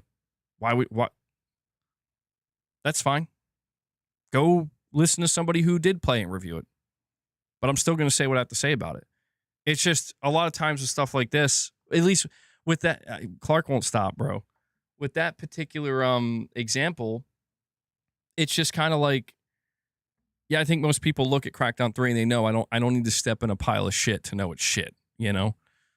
But when you get people that are coming out here and every single fucking day, all day long, they're bitching about this, they're bitching about that. Every day there's a new shitstorm, and they got to tell you why. Gaming sucks. Gaming's ruined. The world sucks. Everything sucks. Oh, you picked up a controller today and had fun? Let me tell you what's wrong with you. Those people, you should come out and prove something, because people just want you to shut the fuck up. Like, that's the reality. Is it's like people get to a point where, like, you should prove it.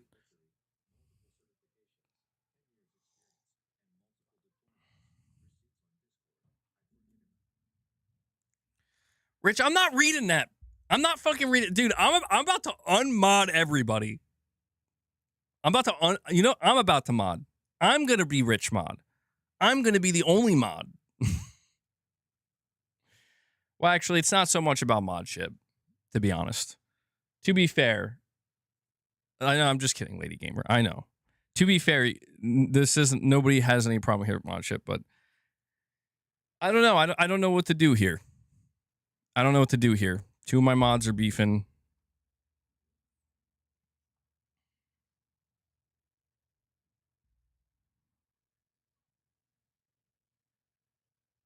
But goddamn, Rich. This is Matato's fault. God damn him. Yeah, I'll tell you what.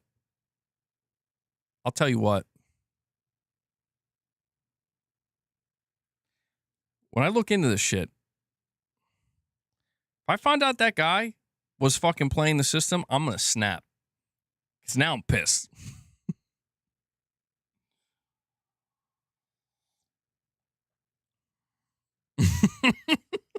Dylan's like, it's not Potato's fault, man. It is. It probably is his fault. Digital Foundry just dropped a Pragmata PS5 Pro video. Pragmata is another banger.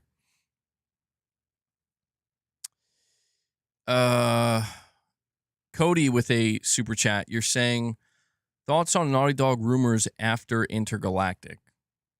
Oh, so you're talking about what Naughty Dog, the rumors we've been hearing of what Naughty Dog might do after Intergalactic. Well,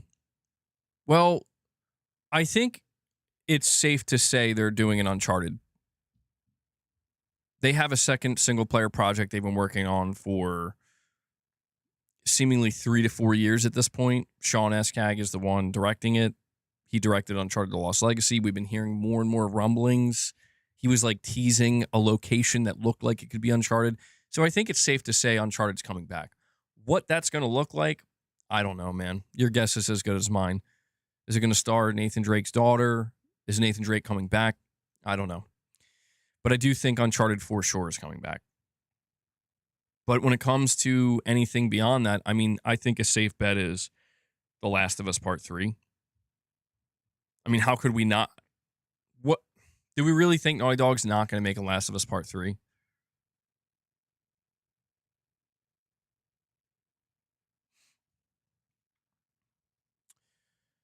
Well, Rich, yeah, I mean, I appreciate that, man. Whiskey Gaming's a good guy, though. Whiskey Gaming, he's been great to the channel. And, you know, you've been good to the channel too, Rich. And I do appreciate that. Because trust me, I get it too. Like, I don't want to see. I mean, I'll be honest, I don't see anything like this on anybody else. Well, to be fair, I said a moment ago, I don't really watch anybody else's channel, but for the random times I come across other people's streams, I don't see that. You know, like I have never seen somebody dropping red super chats with Argentinian currency like that. I just hope I don't want to see you guys continue to fight, you know. But Rich, you do it. Rich, I will say this though, I do agree with Whiskey here. Like I lean on your side, Rich, in terms of like I want the shit to be cut out if that's what's going on here. I do lean on that only because it's like if I have to find out, but it's like if I find out that this is a person exploiting a loophole, I'm gonna be fucking pissed. I'm gonna be pissed at YouTube, but I'm also gonna be pissed at this person because it's like, come on, like I explicitly told this person not to do this shit. But at the same time, I do lean with Whiskey when Whiskey, he's pointing out, you can be, Rich, you can be toxic, bro. You can be toxic. And I've been trying to, I'm trying to get you to a place where we're not going to be so toxic. No, I'm not, listen. You guys are just going to have to sort it out. All right. We just need to cool off and sort it out. I appreciate the passion, though. We got passionate people here, and you know,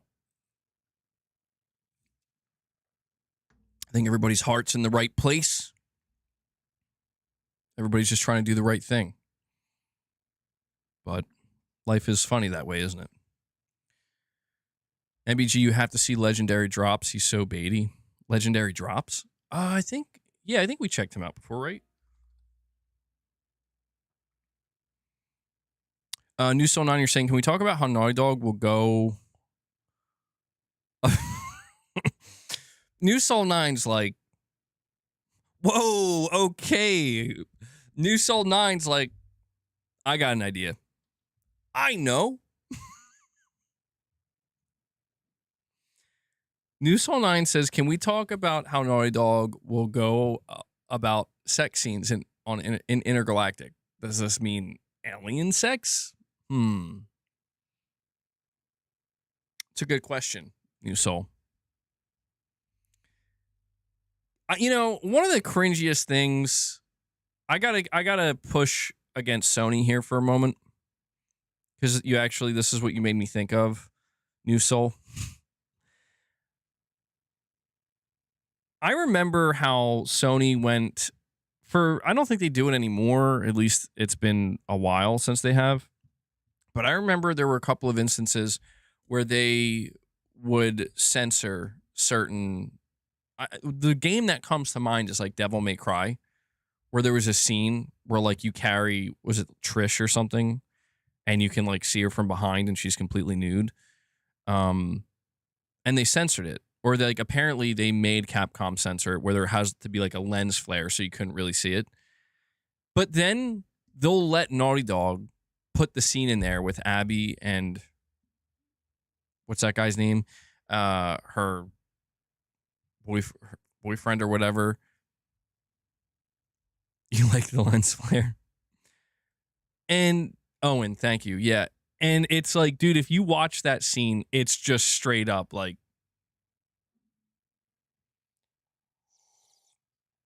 all right, like they're going for it. And that's fine. Like, I don't have a problem with it per se. You know, I'm an adult. It's whatever. It's a little unexpected. Like, it just kind of comes at you fast. But the point is, they're totally fine with that. They're like, this is art. but they're having Capcom censor some bullshit. I'm like, Sony needs to keep the same energy with this, you know? They got to keep the same energy with that. Hopefully there won't be any sex scenes in Intergalactic. But it would be so funny if there was. There's going to be some bald on bald. You know what? I don't know where I'm going with this, guys.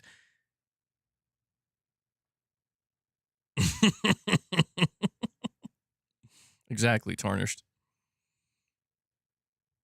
You said check legendary drops.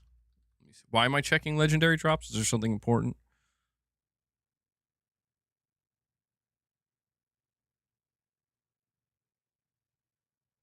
His last stream is titled, Why is Everyone So Weird?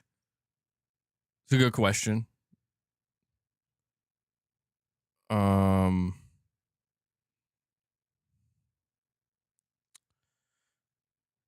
I see a video he put out 9 days ago titled, They Bet Everything on GTA 6.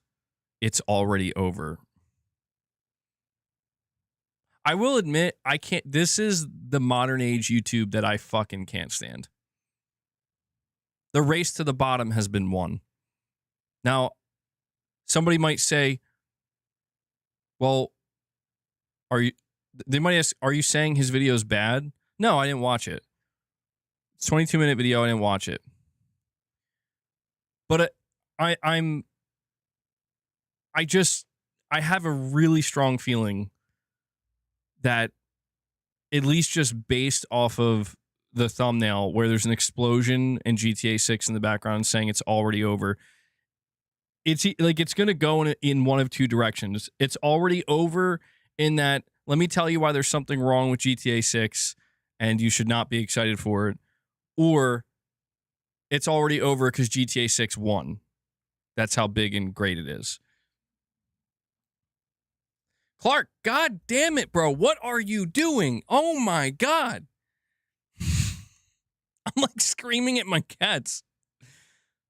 So wait, which direction does it go in though? It's got over 568,000 views, so that's a lot of views, bro. Hold on. I want to check this out now. MBG, it's over and it's your fault. Wait.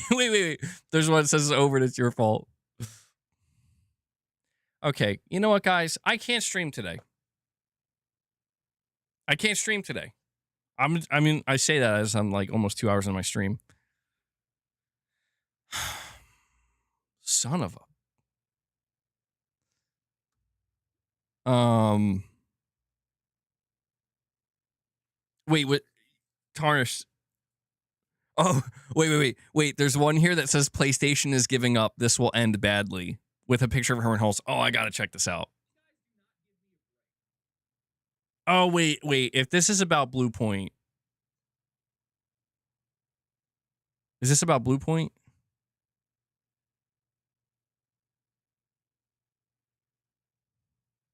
It is. Yeah, it definitely is. You know, if I could just figure my shit out, I could have made this video. This video is almost 300,000 views, bro. I'm doing it so wrong. I'm doing YouTube so wrong, man. Gaming is now for the rich. All right, you know what, Clark? You gotta go. Let's go. You gotta go. You're trying to knock my stuff down, man. What do you do? What do you want? I can't do anything. I gave you treats. Clark, bro. Time to go. My God. You know, I'm glad I had these drums. And Gaming Survivor comes in. He's like, it's time. It's time. Gaming Survivor comes in. He renews his membership. Gaming Survivor, thank you so much for that, man. We'll let you know we just did a members-only Morning with the Misses on Friday. Me and Mrs. MBG hanging out with you guys. So when you're finished here, if you want more content, you can go check that out, man. Thank you for renewing your membership. Thank you. Appreciate it. I'm going to add that to the goal. Yeah, I'm doing YouTube so wrong, though. Like, I really am. I just can't. I don't know, man. I don't have it. I don't have it in me to lean into this. I mean, it's, negativity sells, bro. It absolutely does. You guys know that.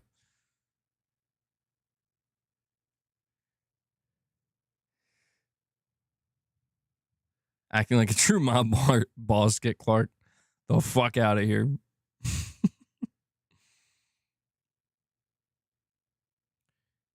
Let me see. All right, I want to check this GTA video out though.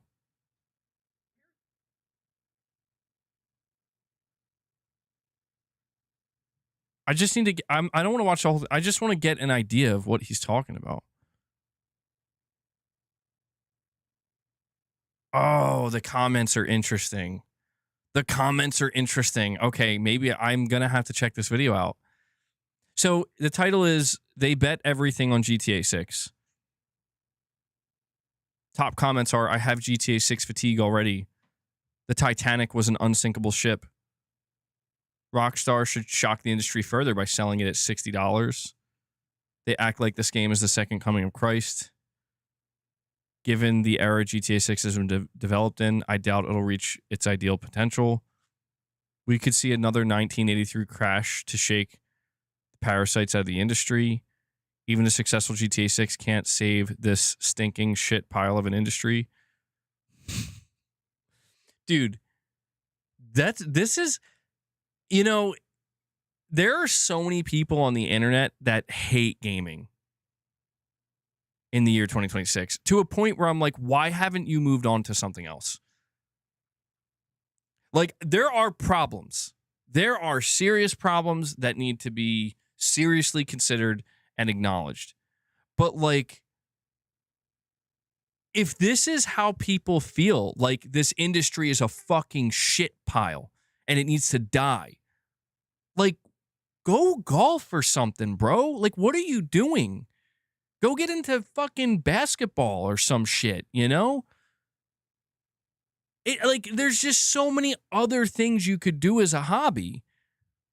But that's the thing, is it's like, something tells me that the people who leave these comments and the people who talk like this, it's like, your talk is cheap. I can say that too. This industry fucking sucks. Meanwhile, I'm over here platinuming a game.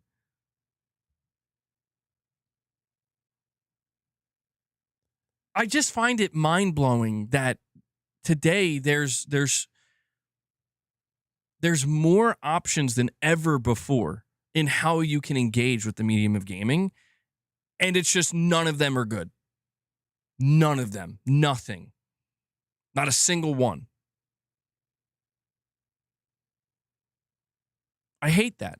I hate that because it's like, that's bullshit. You don't like video games anymore. That's okay. You grew out of them. You grew into something else, or you don't like how much has changed to a point where it just doesn't feel recognizable to you anymore. That's fine. I just can't stand these people that are in denial, where it's like the only thing left for them to do, the only way they can continue to be involved in the industry is to bitch and moan about it. And that's it. That's it. That's all that's left.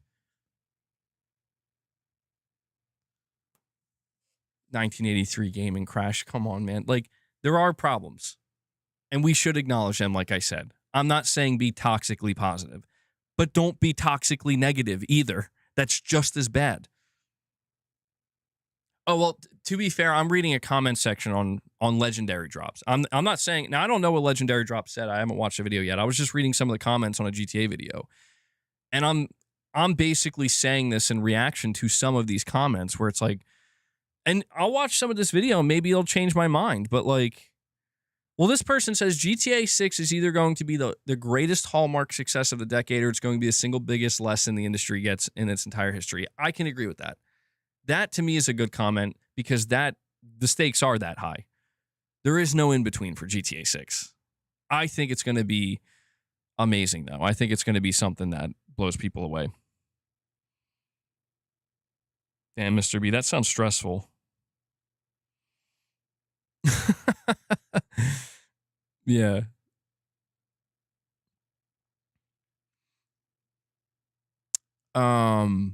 No, I have not seen that, Dan. It's the first I'm hearing of it.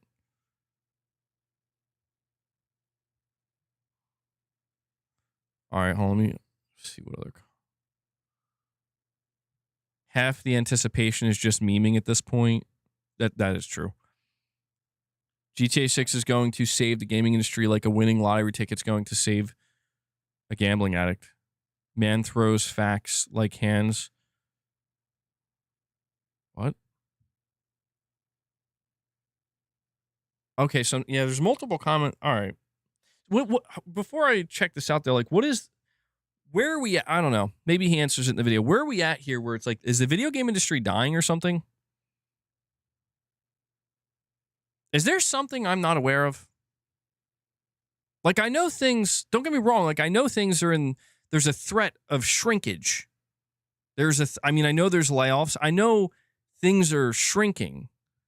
But there's this idea that, like, the way some people talk about it, like, we're on the verge of some kind of collapse. And I'm like, I just can't tell if this is, I think that this is just a symptom of the world in the year 2026 and being on the internet. Yeah, I think it's a symptom of being on the internet in the year 2026 where it's like, bro, everywhere I go, everything's on the verge of collapse. I was on Twitter for 45 minutes this morning. Okay? The amount of things that I mean, dude, like, I had to worry about my washer and dryer. Did I buy the right washer and dryer? I may have bought the wrong one and it's about to fucking break today. Okay? You done fucked up. By the way, you eating McDonald's? You ate a fucking hamburger from McDonald's? Do you want to know what's in that, bro? Do you want to know what poison you just put in your body? And you're going to die. You're going to die. Do you have cancer yet, MBG? Because if you don't, you're going to get it. Oh, you're going to get it.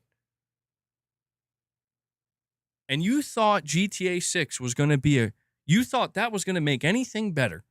I'm telling you, it's just like, yep. Yeah, it was over yesterday. Guys, I'm just waking up I got the memo today. It's over. I'm waking up to, it's like, oh, did you hear that Trump demanded to the nuclear codes? And the military said, no, we're not doing it. The military general walked out. And I'm like, oh, yeah, okay. Oh, who put that news out there? I don't know, some dude from Africa. What the fuck? I'm like, oh, okay. I actually thought that was real for a second. Who the fuck knows? Meanwhile, dude, Trump's actually just straight up posting the craziest shit on his own feed. I'm like, who cares? And who gives a fuck anymore, dude? Like, the internet, I spent all of yesterday in the fucking dirt, in the grime, in the mouse shit that is my garage. It was, and you know, it's funny because I'm like, I felt alive, bro. I felt good. That felt better.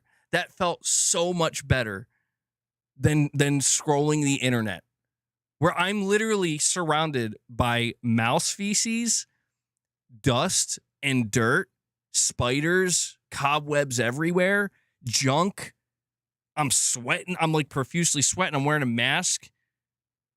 It's disgusting. But still better. I felt more alive, but more productive. I felt like if I were to die this way, I could die happier than if I were to die scrolling fucking Twitter on my phone, dude. Okay? It's Jules. We're getting Jules, guys. Thank you, Chris, for the... I'm still getting used to this. Chris Brown sent chili for 6 Jules. Thank you for the 6 cents. Relax with the mouse jokes. Yeah, I'm sorry. I'm giving you PTSD. But I'm just like, I'm sorry. At this point, I'm practically just venting to you guys. But it really is just like, dude, people have to accept. They've already accepted it. They have to admit They have to be able to admit, like, you are addicted to negativity. You are addicted to the doom. You want the doom, not Doom the game. That's different. You're addicted to the doom, bro. You want to know. The first thing your brain needs to know when you wake up is what's today's calamity. What's the wreck that's happening today? And,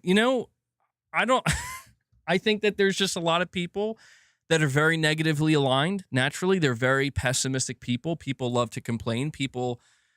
Maybe it's how some people cope. They think that if they just embrace the negativity, nothing can hurt them, nothing can bother them. They've already accepted it.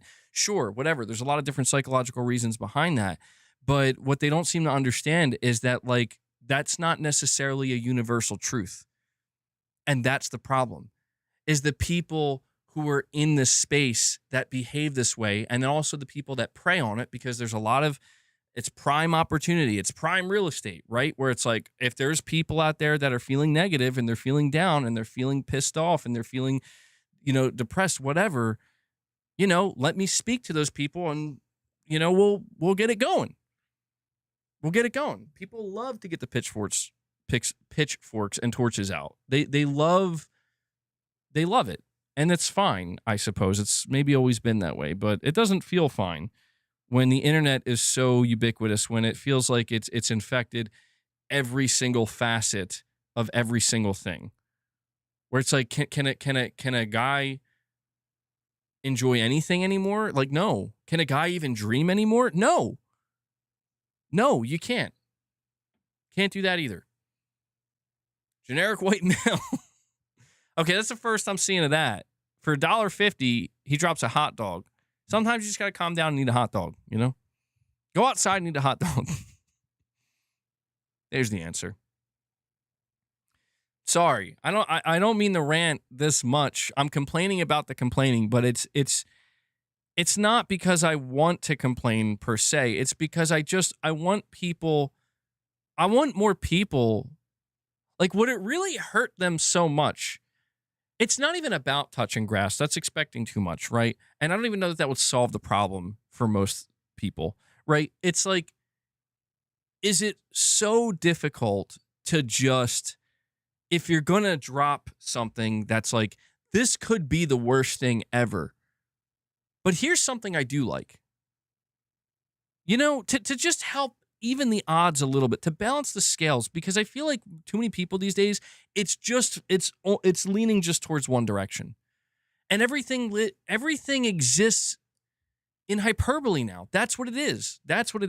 It's the reason why so many people are being this negative, and it's gone all the way in this direction, is because there's too many people, maybe not too many, but just as many people perhaps on the other side, where it's like, we do have to treat, in order to be excited about something, we have to treat it like it is the best thing since sliced bread. And if we don't do that, then it's not good enough. And there you go. That's the dichotomy of it. It's just extremism, and it's everywhere. It's extremism on both ends. It's the polarity of it. It's getting exhausting. Chris, thank you. Thank you for sending me some more jewels, bro. These jewels they're so weird to me. I'm not used to them. I just see them pop up. New Soul 9, $1.50. He says maybe you just got to eat some pie. Maybe that's what you need. Not really in the mood for a hot dog? How about a slice of pie? Many Tom's like, what the fuck are these jewels, bro? Chris says, I'm not going to lie, I have no idea what's going on. Or no idea what I'm doing.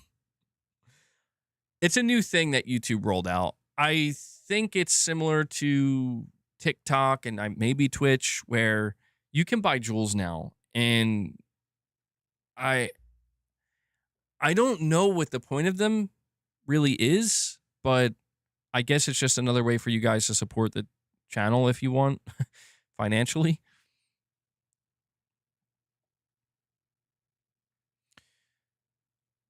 All right. We should probably check this video out now.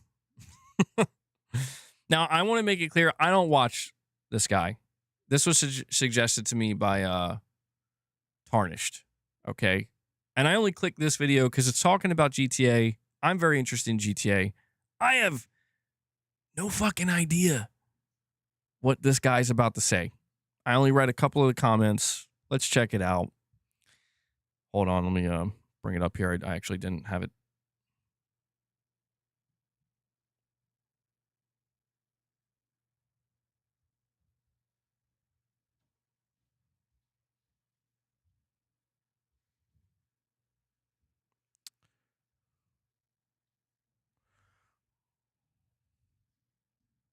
Currently, Grand Theft Auto 6 has now been named the most important video game release in history, and it's not even out yet. I recognize that there's a lot of people where maybe this game isn't going to be your cup of tea, but you still have to recognize that the anticipation behind this game is absolutely absurd. And as long as this game delivers on its quality, it is likely going to become the highest selling and the fastest selling game in the history of the industry. It is going to suck up time and attention at a rate that we never even thought was possible. And now it has many people in the games industry believing that this game is going to be the magic bullet that's going to essentially be able to save them from all their problems and turn everything around. This game is going to make so much money. It's going to bring in so much money into the games industry. It's going to bring new players and old players, people that have never even played games. It's going to sell consoles. It's going to sell accessories. It's going to bring in investors coming in on the hype, seeing the industry start booming. All these guys believing that this one game is going to be able to fix all of their problems. Gaming Survivor, I will translate for you. GTA 6, good, and do very good things for all gaming. Or, there you go. Is that good enough? This is why I told you, Gaming Survivor, chill with the trend. Oh my God, dude, Gaming Survivor, you just reminded me. I might bring this up later, or I might post it in the Discord. I saw an AI video that was the intro to Friends, except it was called like Trend Friends. Somebody please remind me before this stream is done to post that in the Discord, because it's insane. It's absolutely insane, dude. It's every person from Friends just ripped out of their mind, and the whole show is about being obsessed with bodybuilding. You saw that, Raven? That was amazing. And Arnold was there like numerous times for no reason. I'm like, this is so cursed, but I have to admit, it's not often I come across AI slop like that actually makes me laugh, but that did it. But it won't. Grand Theft Auto 6 is going to save the games industry like a winning lottery ticket saves a gambling addict. Who are we kidding here? This game, what I think is going to happen is it's going to come in long enough and save the industry just long enough to choke the life out of it itself. This game is going to be so ubiquitous and all-consuming that it is going to force the industry to rise by its mere presence and then just crash it straight into the ground. These people are coming for Grand Theft Auto 6, and we have an industry where they have nowhere else that they're going to want to go. So today what I want to do is I want to talk about how Grand Theft Auto 6 is already affecting the games industry, what its success is likely to look like, the boom that that's going to bring to the industry, what the impacts of that boom are going to look like, and how the industry has now convinced themselves that this game is a magic bullet, but what they're not realizing is it's just a bullet. It has been since March of 2025 that we have heard anything substantial about Grand Theft Auto 6. Just an... Well, I mean... Yeah, I don't know. I mean, I will say the last line he said there is like, it's just a bullet. I mean, yeah, I guess. Like, I think... All right, here's what I'm going to say before we go any further. With GTA 6, I do think it's going to break all records. And I don't say that in... I mean, I know I sometimes I maybe do overhype GTA 6, but when I say that, I mean it's literally going to break the records. Like, it's going to have the most sales, it's going to make the most money in the shortest period of time. It's going to make a lot of other game devs and publishers really upset and jealous because they're like, God damn, why can't that be us? But I don't know who in the industry with any level of understanding of this industry. No, it's fine. Calm down, Rich. It's fine. I don't know who would look at GTA 6 and not understand on some level. I'm not saying this guy isn't, but just broadly speaking, that it's an anomaly. There's no other gaming franchise. Like, I mean, maybe something like The Witcher 4 or the next Cyberpunk could try to get somewhere there, but realistically, there's nothing else that could even hope to do what GTA 6 is doing right now. Not from a technical standpoint, maybe that's true as well, but just in terms of it's going to break pre-order records when it goes live for pre-orders. It's going to break these records. The question of whether or not it will live up, I'm going to tell you what's going to happen to GTA 6. And I do feel totally confident in saying this. Because remember I'm saying this because it's exactly what's going to happen. If you want to know what's going to happen to GTA 6 when it's all said and done, is it's going to be sitting there right alongside Roblox, right alongside Fortnite as one of the most popular live service user content generated titles that's just perpetually raking in money. And that's it. And then the industry will just continue forward as it has been. And every quarter, you're going to see GTA 6 on the charts. For a long time, it'll probably be number one. But even years down the line, you'll see. Basically, what I'm trying to say is you're just going to see a repeat of what you saw with GTA 5, but the numbers are going to be even more inflated. The question is, how inflated are those numbers going to be? My question, so the thing I'm curious to see if he answers in this video, because the way he set up his video is like, there are people making it seem like GTA 6 is going to save the industry. I want to know from what, though.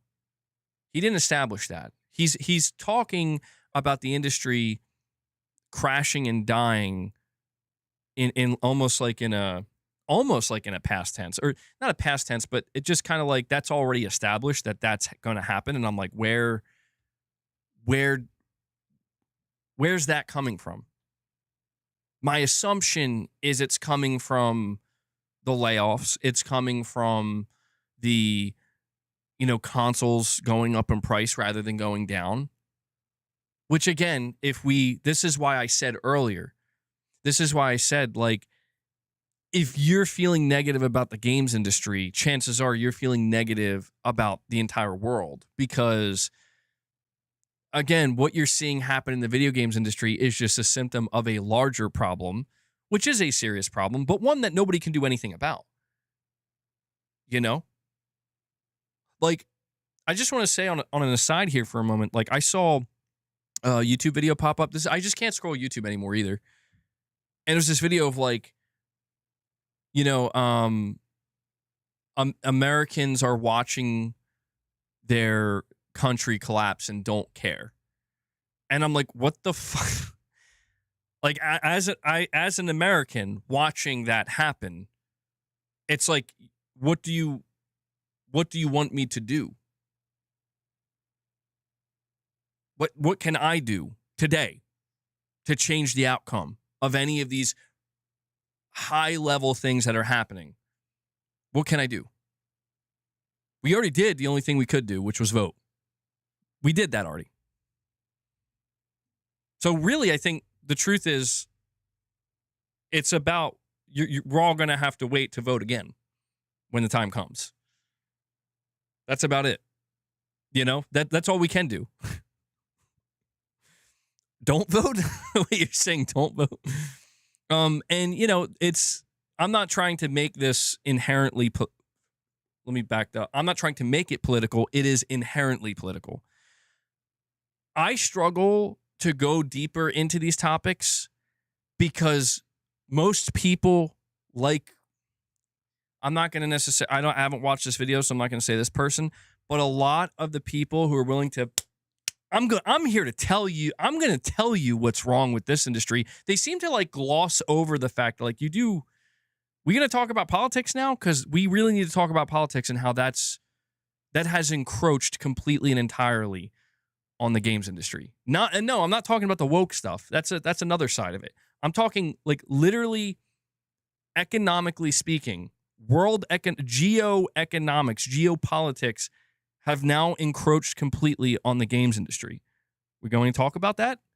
We're going to talk about that in depth.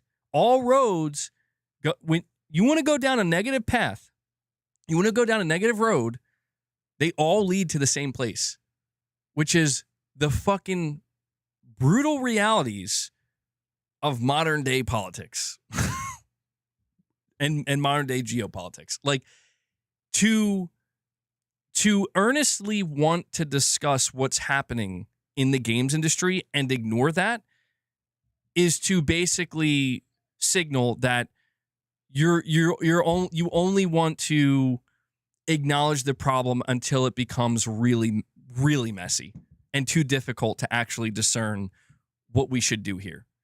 Because the problem is a lot of people want to come at the games industry today and they want to do the easiest thing that they can do, that anybody can do.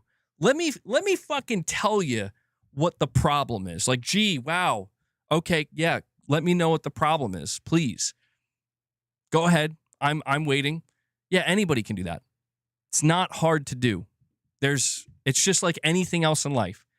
Sit down, break out a notebook, write down 20 things wrong with the world. You'll fill that up within less than 5 minutes. Okay? That's not hard. The hard part is, so what's the solution? What's the solution? See, that's the thing. If you want a real solution, I mean a real solution, you're going to fucking get torn to shreds. You are going to get pulled by everybody in every direction. And if you decide, I do have an answer, this is the direction we're going in, full stop, be prepared to go to war. Let me ask you, do any of the people that are out here yelling the loudest, maybe some of them do, but do any of them really take the time to take it all the way to the end? Like, what is the end game here, buddy? I do wonder. Maybe, I'm sure there are some people out there who do it.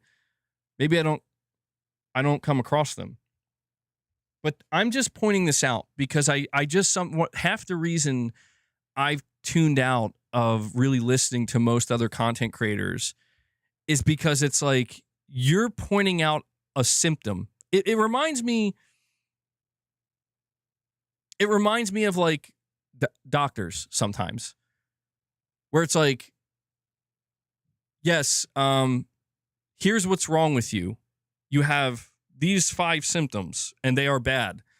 Here's the medications and the solutions to those symptoms. It's like, okay, but what's causing those symptoms? We don't know. Oh. Or maybe just some doctors don't care enough to actually, let's find out. Let's do further testing. You know? Oh, this symptom is bothering you? Well, let's just fix that symptom and everything will be fine. But in reality, it's like, if there's an underlying root cause, you're going to want to that's really what you want to look at. Treat the symptoms, sure, but you ignore the underlying cause, like the problem's never going to go away. It's only going to get worse.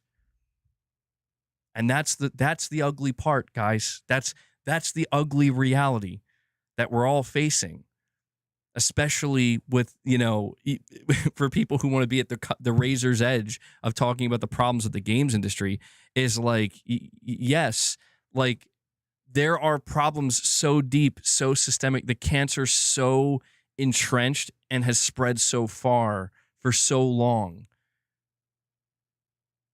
No one really wants to acknowledge it. Like, it's getting to a point where you kind of can't ignore it, but like nobody wants to acknowledge it because it's like, what's the solution? Go ahead. And sure. Here's what I believe, and I've always believed this. Are there people walking this planet right now? Are there people in the United States of America that can solve all of these problems? Absolutely. Are there intelligent, competent, I mean, really people that are at an elite level that have such an understanding that can come together and solve these problems? 100% yes. Will you ever hear about any of those people? Abso-fucking-lutely not. they're ghosts as far as we're concerned. You'll never hear those people. And that, to me, points to the greatest problem of all that goes well beyond the games industry, which is this is the complexity of life.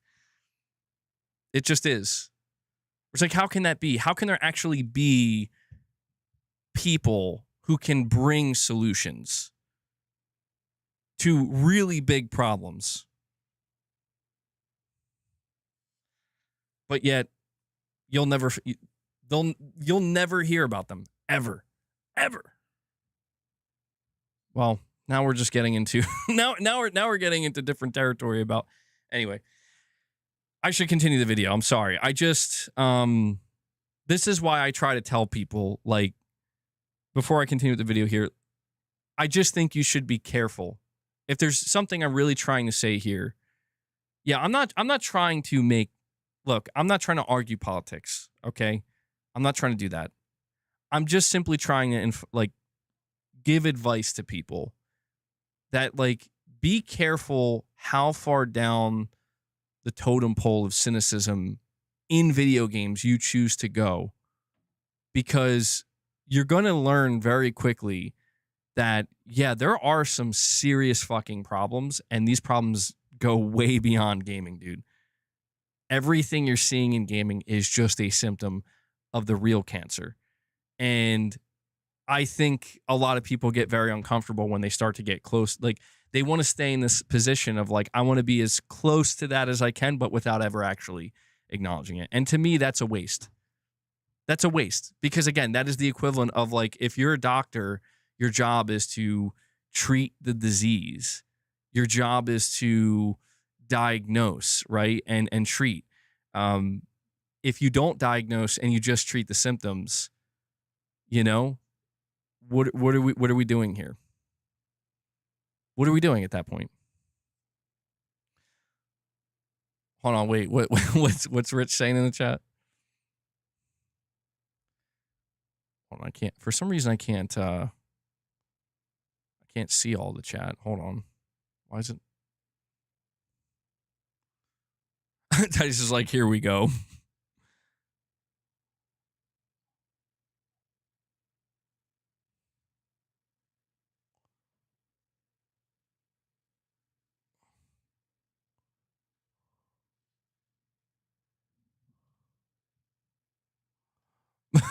Rich is like, stop the politics talk. I'm looking back at Rich. I'm like, bro, you're I don't know, Rich. You're the one bringing up a lot of political stuff. Gaming Survivor's like, I'm out, bro. I'm going to get some chocolate. All right. Let me continue with this. Absolute drought of information. The only real scraps of news that we've been able to go off of is a few layoffs that are likely pointing to development winding down, controversies around union busting, the CEO saying that they don't see AI replacing developers, and also laying off basically their entire AI development team. And more recently, in an interview with the games business, they finally put the pricing debate to bed, saying that the game is likely going to cost between $70 or $80, which I'm willing to bet it's probably going to be around $70, especially given the current market. You can probably now hear 1,000 CEOs just screaming into the void because they're not going to be able to use Grand Theft Auto 6 as an excuse to be able to start charging $100 for games. But, you know, outside of that, we're just in the eye of the storm right now. That weird, eerie calm where this game is just going to come in and it's just going to rip the world apart. Well, see, what he just said there, right? Like, it goes back to the conversation of why are games are going to become $80, then they're going to become $90, then they're going to become $100. And it's like, yes, why? Why? Why is that going to happen? And then the moment you start going down that rabbit hole, yeah, I know, right? Great footage. But once you start going down that rabbit hole of, like, it's greed, it's these fucking CEOs and these investors, and it's like, keep going. Keep going. Yeah, what's the problem there? Why is this behavior allowed? Why is it tolerated? Why is it perpetuated? Keep going. But we won't. we won't keep going. We won't keep going because we got to talk about GTA. and how it's going to maybe not lift the entire games industry. I do think it is going to lift the entire games industry, to be clear, but I do think it's going to be temporary. I think GTA 6 is like it's like a medication that's going to treat all of the symptoms at one time, and it's going to treat it so well that it's going to convince you that the problem is gone and it's not coming back. But I think that will be temporary. I don't think people fully grasp the inevitability of what is about to happen with this game. Regardless of whether you like this game or not, whether you plan to buy it or not, everybody is at least a little bit curious. Everybody wants to know what this game is, what it looks like, what it does, what's going to happen when it finally comes out, but I still don't think people actually comprehend just how much of a monster this series is, or how little conventional wisdom matters once Rockstar enters the room. Grand Theft Auto 6 is going to sell a brain-melting amount of copies. Did you guys know that in 2025, Grand Theft Auto 5 hit 225 million copies sold, making it the second best-selling game in history? And in 2025 alone, Grand Theft Auto 5, a now 13-year-old game, sold 20 million copies. A 13-year-old game. It ranked 14th best on Steam for the entire year, and it was 20th best for the entire year for all platforms, only behind games that came out that year. And if we actually go and we combine the player counts of Grand Theft Auto Enhanced and Legacy Editions for nearly a decade now, this game has been averaging almost 180,000 players on Steam, remaining in the top 5 most played games every single day.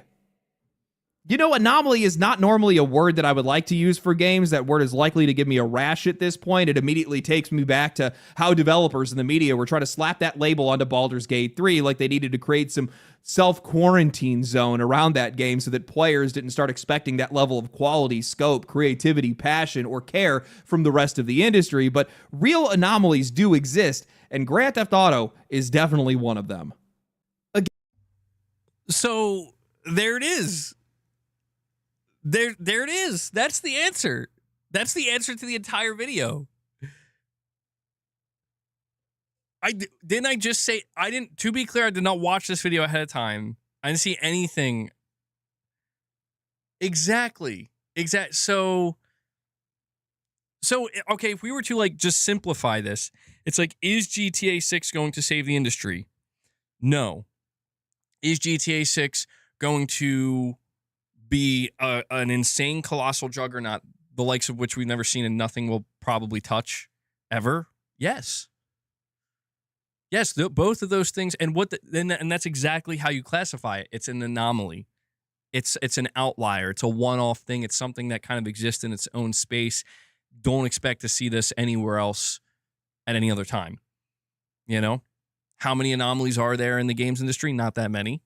But this is probably the biggest one, certainly, that I can think of. So, let me see. They bet everything on GTA.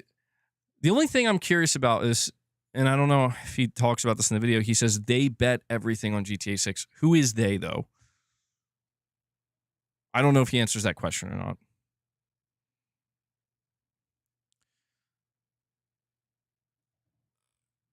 Wait, hold on. There's another one. So it gets a lot worse than we thought. You know, normally in most cases, I like to stick and move, but today we're going to drama farm a little bit because the Epic and Fortnite situation is way worse than we thought that it was. Players, you know, we get criticized all the time for being so cynical, for stereotyping the games industry, for saying things like they're unoriginal, that they lack talent, that all they want to do is produce slop and unfinished games, that all they are is motivated by greed. And time again, those players are proven right. And now it's gotten to the point where it's downright hilarious because it's getting to be so on the nose. Following the layoffs over at Epic, many of their employees came forward with a lot of words to share, and they explained and described a company that, well, has their... Wait, what happened? All right, hold on. What happened, dude? Like, I'm trying to... Hold on. Give me a second.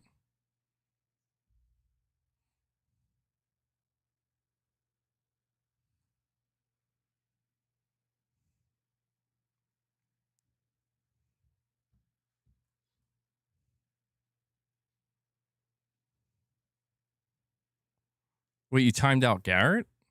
Why would you time out Garrett? I'm checking.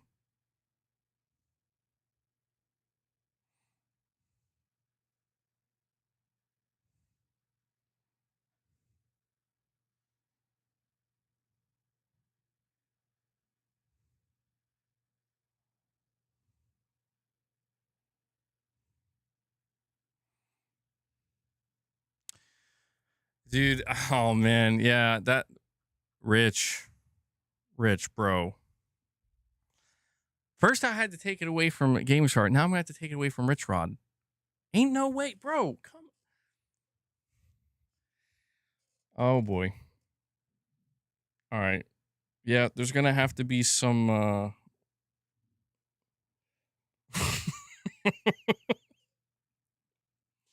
I'm laughing, but I'm shedding some tears, man. I'm shedding some tears. Rich, come on, man. Like, come on. What the fuck?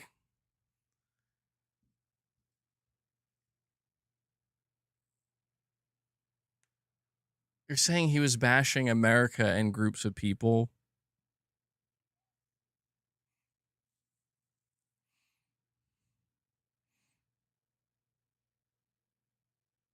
Yeah. I don't know. I don't know, man. There was some beefing with Whiskey Gaming. And now Garrett? Bro, come on, man. Rich.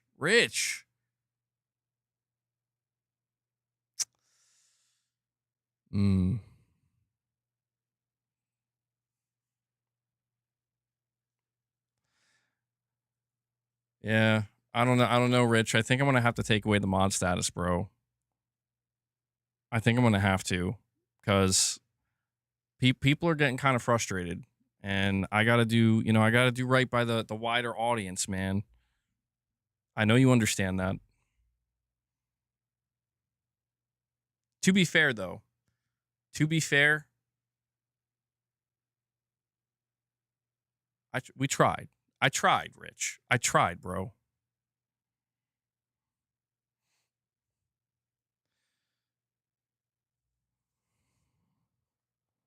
Although, not, you're saying I wasn't even out of line. Well, dude, you're chaotic, bro. Like, I'm just like I appreciate your energy, Rich, and I appreciate your passion. I do. But the most important thing with my mods is I can't have mods that incite chaos. Mods have to do like the opposite. And mods are supposed to be completely discreet, not as in like they can't chat or anything, but they have to be discreet in the sense of everything just flows. But early 90s gamer, that's funny.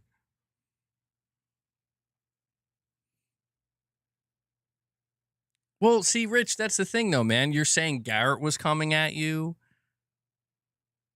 Now, what was Whiskey Gaming coming at you? Like, dude, Whiskey Gaming, he's been on the channel for a long time, bro, and I've never seen him that pissed. You know, and I'm not saying it's all about Whiskey Gaming. I'm not saying that either, but it's like I'm looking at my chat too, and it's like it's absolutely nothing personal, but it's just I have to, you know, if there's one thing I am at the mercy of, just like any content creator, is like I got to think about it's not just about me. It's literally not, you know? And yeah, I understand that, Rich. And like I said, I'm going to look into it. But that's why I was saying, you know, like I was saying, like just let it go. You just got to let it go. It's a bigger problem. Like if it's a problem for me, I'll determine that. And I will look into it. I will look into it because it's like I already told you. If that's something that's going on, you know, with a major YouTube exploit, then YouTube's got to do something about that. Yeah, no, and Titus, I agree with that, dude. Maybe that's my fault, that part. You're saying we should avoid all politics. Yeah, I was trying not to go in that direction. It's just, to be honest, this is part of the reason why I don't like reacting to channels that are very much focused on pointing out the bigger picture issues of the games industry. Because when I do that, again, I can't help, like, I know there's an elephant in the room that they're purposely avoiding talking about. And I get it. They're avoiding talking about it for that same reason, because it's rough, dude. It's bad. It's, everybody's it's one of those things where it's like, it's just best if you just keep it gaming. That's why I prefer to lean in the direction of like, okay, if I'm going to keep it gaming, I want to try to keep it genuine. And if I do that while constantly leaning in a negative direction, it's going to be impossible for me to avoid that road, And so, leaning in a more positive direction, focusing on the things I care about and the things I like, and some of the more, I guess you could say, quote unquote, it's not the right way to put it, but the politics of like exclusivity versus no exclusivity, how the platforms are, being run, and I get that. It's like, oh, we got to grow up sometime, my whole thing about, but I'll tell you this right now, though, the whole thing about avoiding politics, at least on my channel, is that I don't think it's conducive to anything good. Because I know everybody here has their opinions. Everybody has their opinions on everything. But I think it would be better. It's like, if everybody comes in, and maybe that's the thing, that's why these channels, like I say, they avoid talking about it, because it's like, it's an unspoken agreement. Like, we're just not going to go in that direction, because it's going to get ugly. It always does. It always does. And I can't listen. This is the last thing I'll say on it.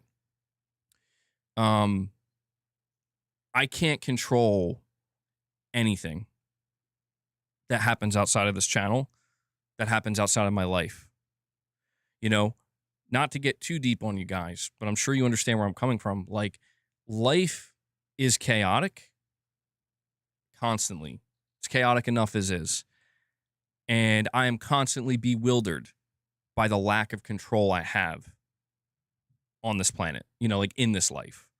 And I'm sure you guys feel that way all the time too. So for me, if this is one of the only small spaces that I can have, where I can have a certain level of control, where everywhere else I go, I'm bombarded with it. This can be the escape from that. And I know that sounds cliche to some people, but it's true.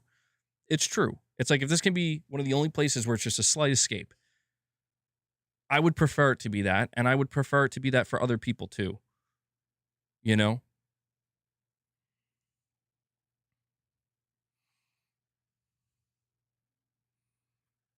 Well, hold on.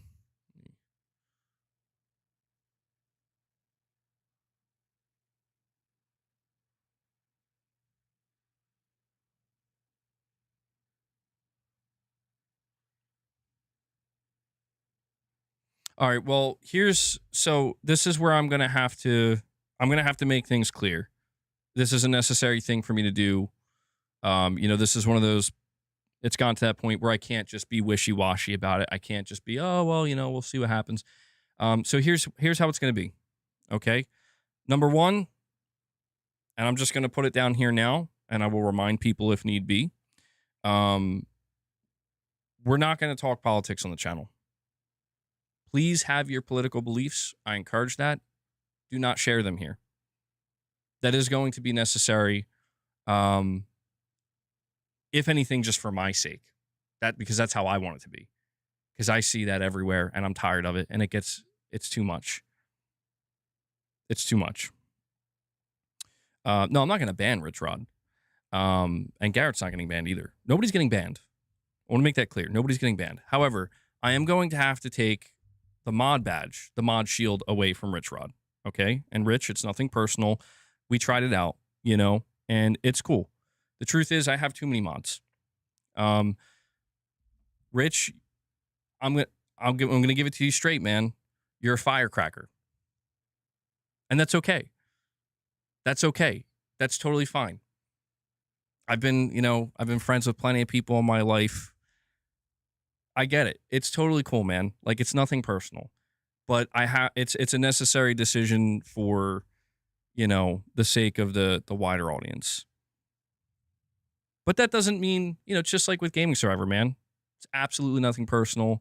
It doesn't mean you're not welcome on the channel. It doesn't mean you're not, I want everybody to be able to get along and everybody be on the same page. But I got to do what's right for the channel, and I got to do right by the audience. And as of right now, for me, no, I'm not. Yeah, that's there we go. And so that's just what we need, Star Digital, dude.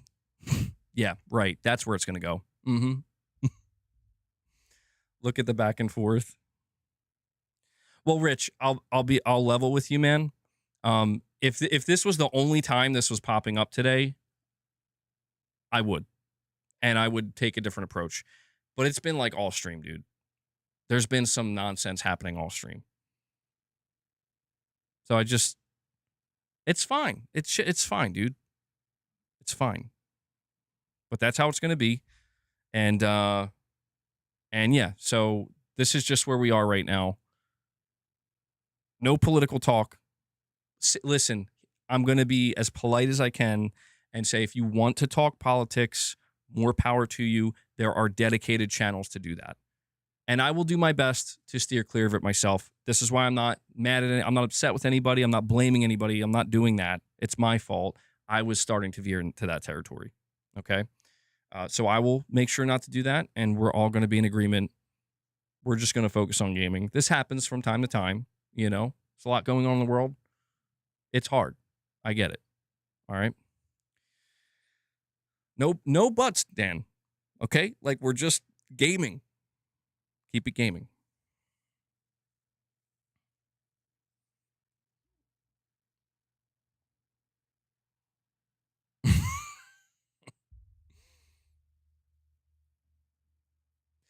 Well, K86, member for 36 months, says, understood, MBG. Well, thank you. I appreciate your understanding. Let's all be gentlemen here.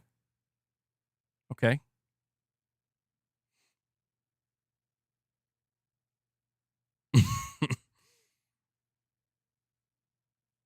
Rich, relax. Relax, man. Rich, I think you're taking things too personal these days, I think. But, I also got to consider with Whiskey Gaming, man, like, and it's not even just Whiskey Gaming. It's, again, dude, like, it's a decision that has to be made. I want, let's bring the rich rod back that is going to spontaneously chime in, with a chat or a direct donation about the Xbox. That's fine. Okay. And even then sometimes you get a little crazy, but that's okay. I could appreciate a little bit of that, but I just, I got to think about the level of the chaos levels. I got to keep everything in balance. All right. I have to. So Rich, I hope you understand. I love you, man. And you're always welcome. But it has to happen. All right. MBG giveth the shield, he taketh the shield away. Time to turn in your badge. Why do I get the feeling Rich Rod and Gaming Survivor, they're gonna end up making their own channel? No, but in all seriousness, I do apologize for the levels of chaos that have risen on the channel today. All right. It's funny. I'll tell you this. I had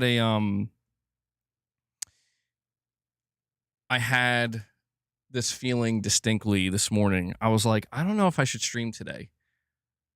I wasn't really feeling too great. And I'm like, maybe I'll just take today off. But then I was like, nah, it's Sunday. I got to do my Sunday stream. You're saying you're retiring. This nonsense. Well, I mean, Rich, you do what you have to do, man. But it's like I'm telling you. You're still welcome. I'm not going to ban you, I'm only going to ban you if you get crazier and say F you and, I can't have that, and you're not going to do that. You're an okay guy,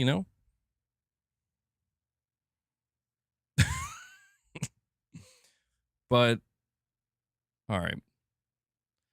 So about Until Dawn 2. I can't just transition like that. It feels so weird.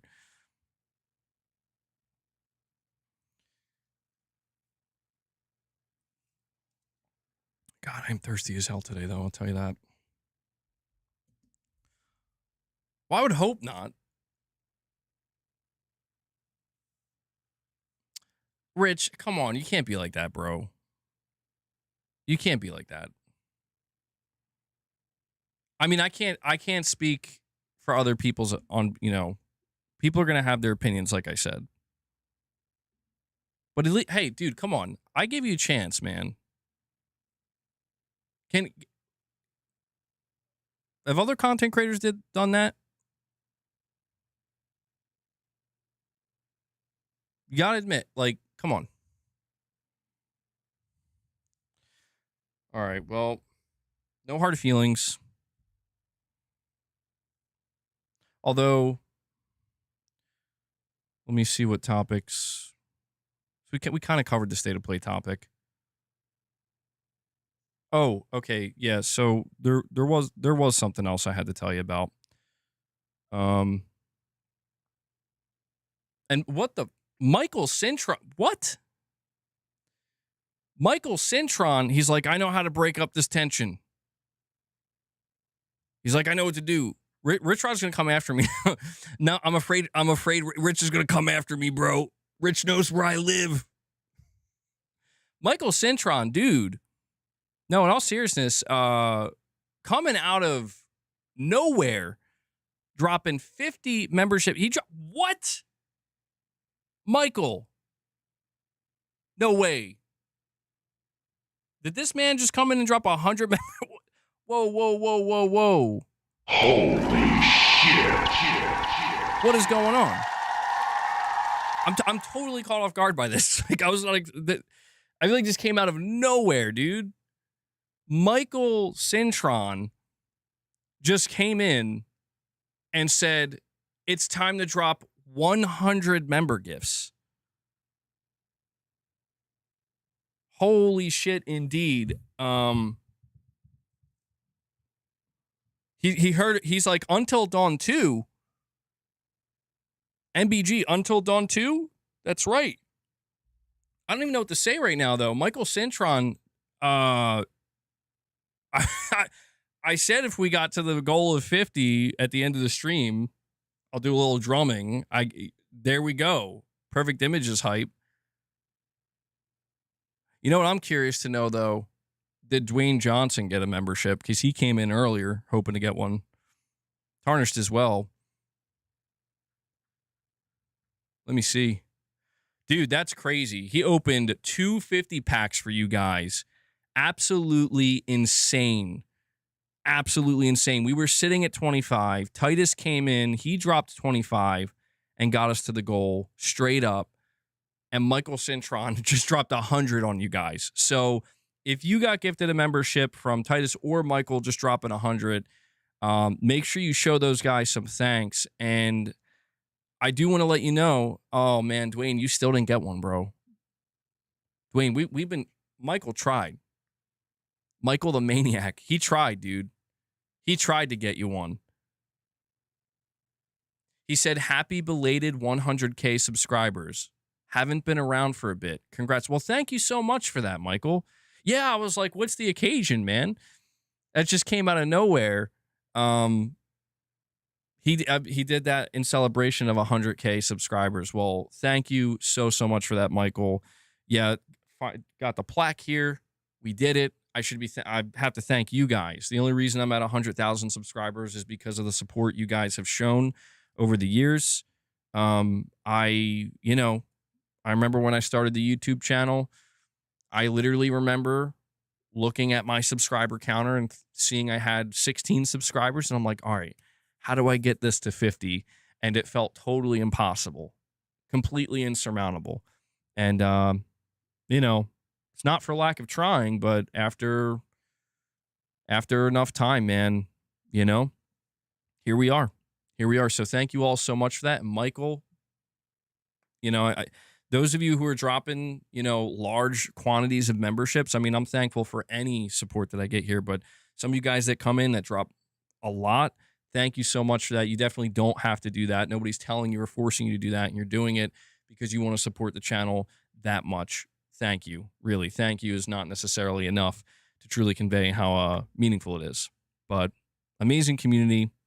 And even though there's been some tension today, you know, I always want people to feel like they're welcome here. I want people to feel like you can always tune in the Press X podcast. You can always check in on MBG, and you never quite know what you're gonna get. But maybe, I don't know. Maybe that's the beauty of it.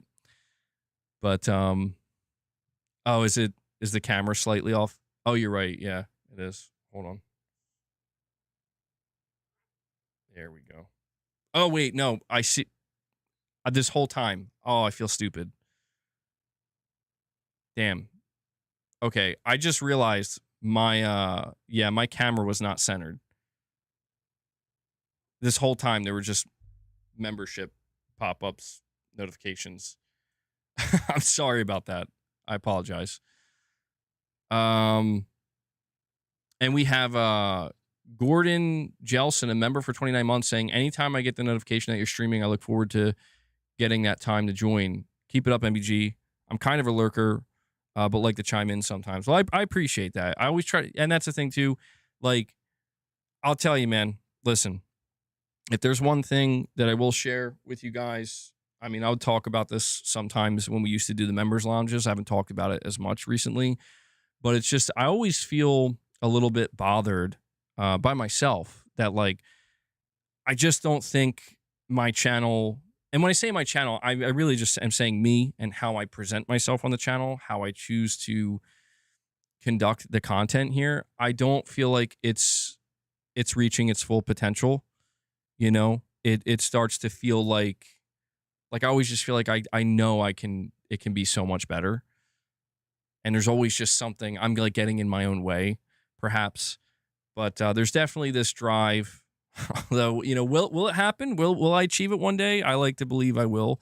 But there's definitely a drive to, like, I want to get to it. I don't like make it sound like I'm trying to, you know, get to a new level. It's not like that. It's just like I want to reach a level of consistency where I feel like I'm building off of something that I know it's gaining the right type of momentum. I can always feel it, but, you know.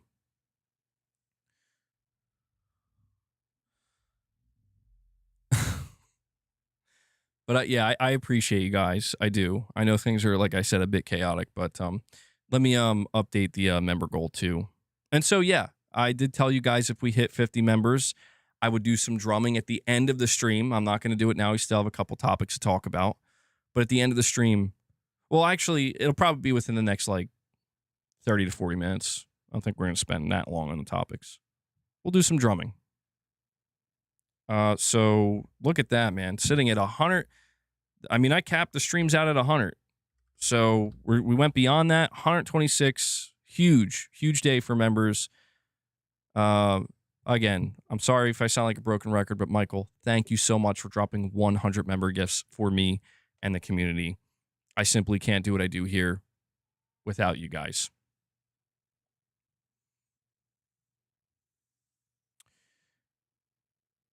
Luckspace, that's interesting.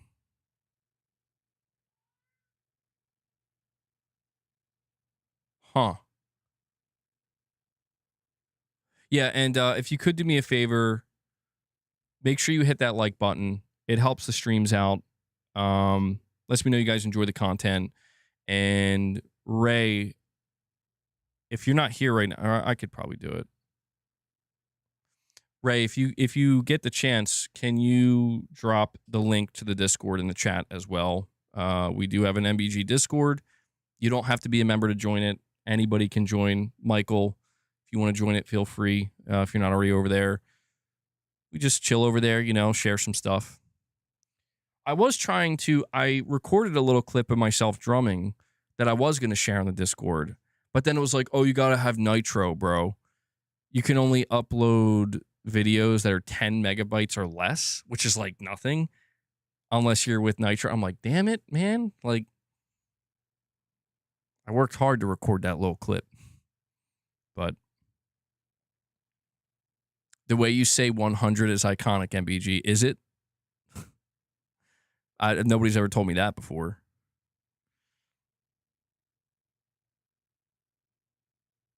Garrett, is your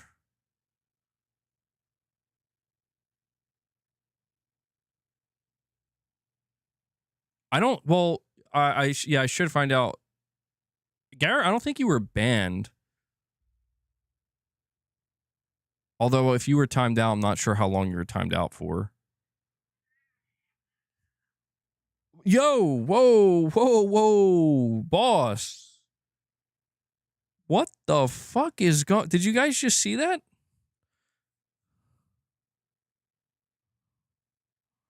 Upload it on a second channel and send the link.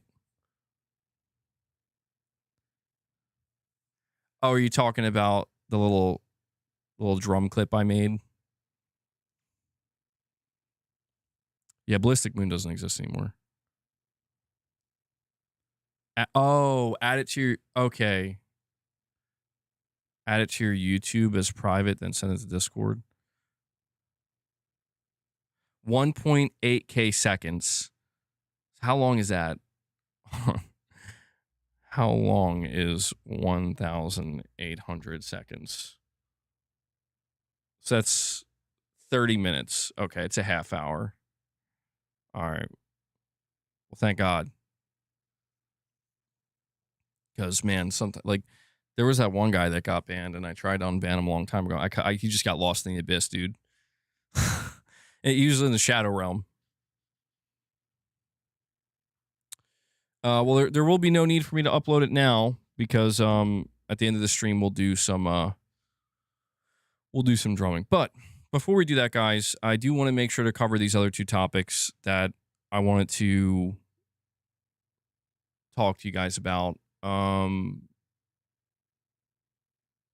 So I wasn't expecting to talk about Until Dawn 2, but we have something here that I came across that, like, I've known for some time that Until Dawn 2 is in development. I've talked to you guys about it sporadically. One of the things that really made me convinced that Sony was returning to Until Dawn was when they decided we're going to remake it and then also do a movie. And they listed it as like one of their like top franchises back in like 2024. And I'm like, that's kind of strange. But then we had like certain rumors over time that there was a title in development called Project Heartbreak. And for a long time, we didn't know what this Project Heartbreak was. But then we found out it, well, still hasn't been officially confirmed, but it seems like, no, this is Until Dawn 2. So I came across this on the Gaming Leaks and Rumors, and it says there was a leak post yesterday on the Until Dawn subreddit. My friends and I did some digging and found some cool stuff, and we'd love to share it. So it says the content of the leak before it was removed was Until Dawn 2 is going to be a PlayStation exclusive only, so it's not going to be releasing on PC. It's an ambitious game with a big budget. The project has been in development since 2021, which is kind of nuts. So if this is true, Until Dawn 2 has been in development pretty much this entire generation. It says it takes full advantage of the DualSense, to be expected.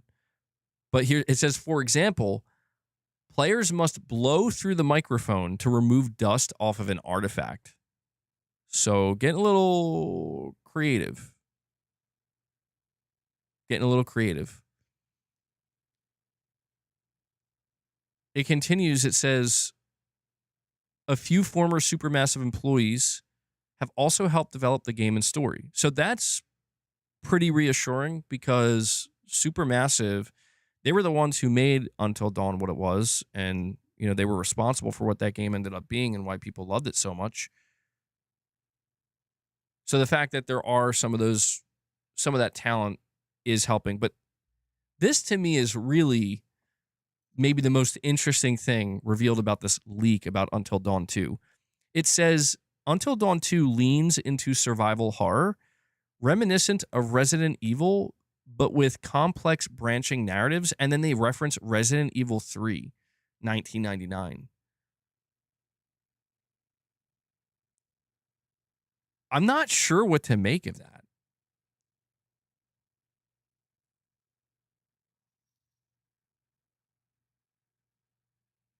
Like, yeah, that's a really, I mean, I'm familiar with Resident Evil 3. I played Resident Evil 3. I'm just trying to now grasp, like, this leaves a really big question that, I mean, it's hard to say if this is directly answering it or not, but the question that somebody says is, so does this mean it'll have actual action gameplay and not just choose your own adventure choices? Because when you think of Until Dawn, yeah, it doesn't really have like traditional gameplay. Until Dawn is very much like, it's more like a Telltale type game. I mean, you do have a certain level of control, but it's very, very minimal. And the original Until Dawn had a fixed camera perspective. So in that sense, it's kind of very similar to Resident Evil 3. But like the way that they're making this sound is they're making it sound like it's going to play more like a classic Resident Evil type game where you will have much more control over your actions and what you can do. But it is going to have that deep, layered, I guess, choice-based story that, of course, how do you make an Until Dawn 2 without having that? That's what, the butterfly effect. That's a major aspect of Until Dawn. So it continues here by saying, they say it twice, it's PlayStation exclusive only. And honestly, with how long this game's been in development, I wouldn't be surprised if this is a launch window title for the PlayStation 6. They say this lines up with the news this month about PlayStation making their games exclusive again. However, this is old news for Heartbreak since we already considered it a PlayStation exclusive in early 2024. According to Last Stand Media, the following people are involved with the project. 2 of 3 are confirmed to be working for Firesprite, initials for confidentiality. So that's another major thing here is apparently the studio that's been developing Until Dawn 2 is Firesprite. Firesprite, some of you may have forgotten, but they were acquired by Sony back in 2021. And the only thing that they've produced so far is Horizon Call of the Mountain. And I think most people even just kind of forget about that. It was a PSVR 2 game. But since then, we haven't heard from them. They haven't announced anything new. But I've been kind of following their job listings for a couple of years. And their job listings, every description that they put on their job listings, it sounds like you guys could be making Until Dawn 2. And now we have just more and more evidence that says, yeah, that's exactly what they've been making for all these years. But so apparently GM, lead cutscene animator for multiple GTA titles, Taters, animation director on Red Dead Redemption, LA Noire, and Max Payne 3. PS, I don't know what that stands for. Writer for Dispatch, Telltale Games, The Walking Dead, Batman, Wolf Among Us, and Tales from the Borderlands. And MS, technical project manager. So I guess these are the initials, right? Is that what they're saying? Following people are involved. Okay, yeah. So they just do the initials so as not to get them in trouble. MS, the technical project manager for multiple films such as Venom, Infinity War, Thor Ragnarok, Fantastic Beasts, BVS, Mission Impossible, Fallout, and Blade Runner. A few former Supermassive employees have also helped develop the game and story. And they list a bunch of people here. So no news on gameplay, but they were said to be inspired by Quantic Dream games. According to Last Stand Media, the game takes place on an island featuring a female protagonist. And so I don't want to like spoil too much, but what's her name?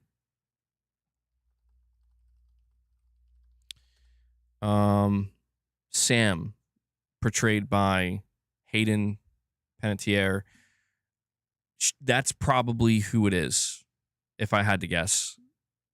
That has to be who they're referring to as the playable female protagonist. Music Maker Man, I'm going to read your super chat in 1 second. I just have a couple more lines here with this. So, game takes place on an island featuring a female protagonist. We speculate that it's Sam from Until Dawn. No news about other characters yet. Although Will Biles, the director of Until Dawn, said that he has a scrapped idea for Until Dawn 2 featuring Nixies, water creatures that shapeshift into animals or inanimate objects. Fire Sprite was also said to have developed a detailed marine environment.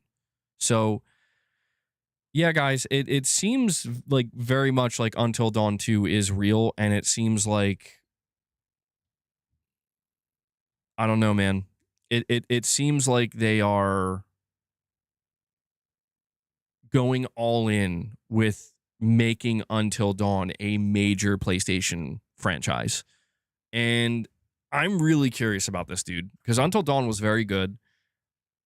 I'm kind of curious to see if Sony can nail this, where it's like, can they really have a major horror franchise? You know, Until Dawn, until they did the remake and the movie, seemed like it was just a one-off thing that they did. But now it seems like they're going all in with it. And Music Maker Man with the super chat, you're saying, would you allow more of broad views from Xbox, Nintendo, and PC gamers who also appreciate PlayStation in relation to the effects of the games industry? Absolutely. Yeah.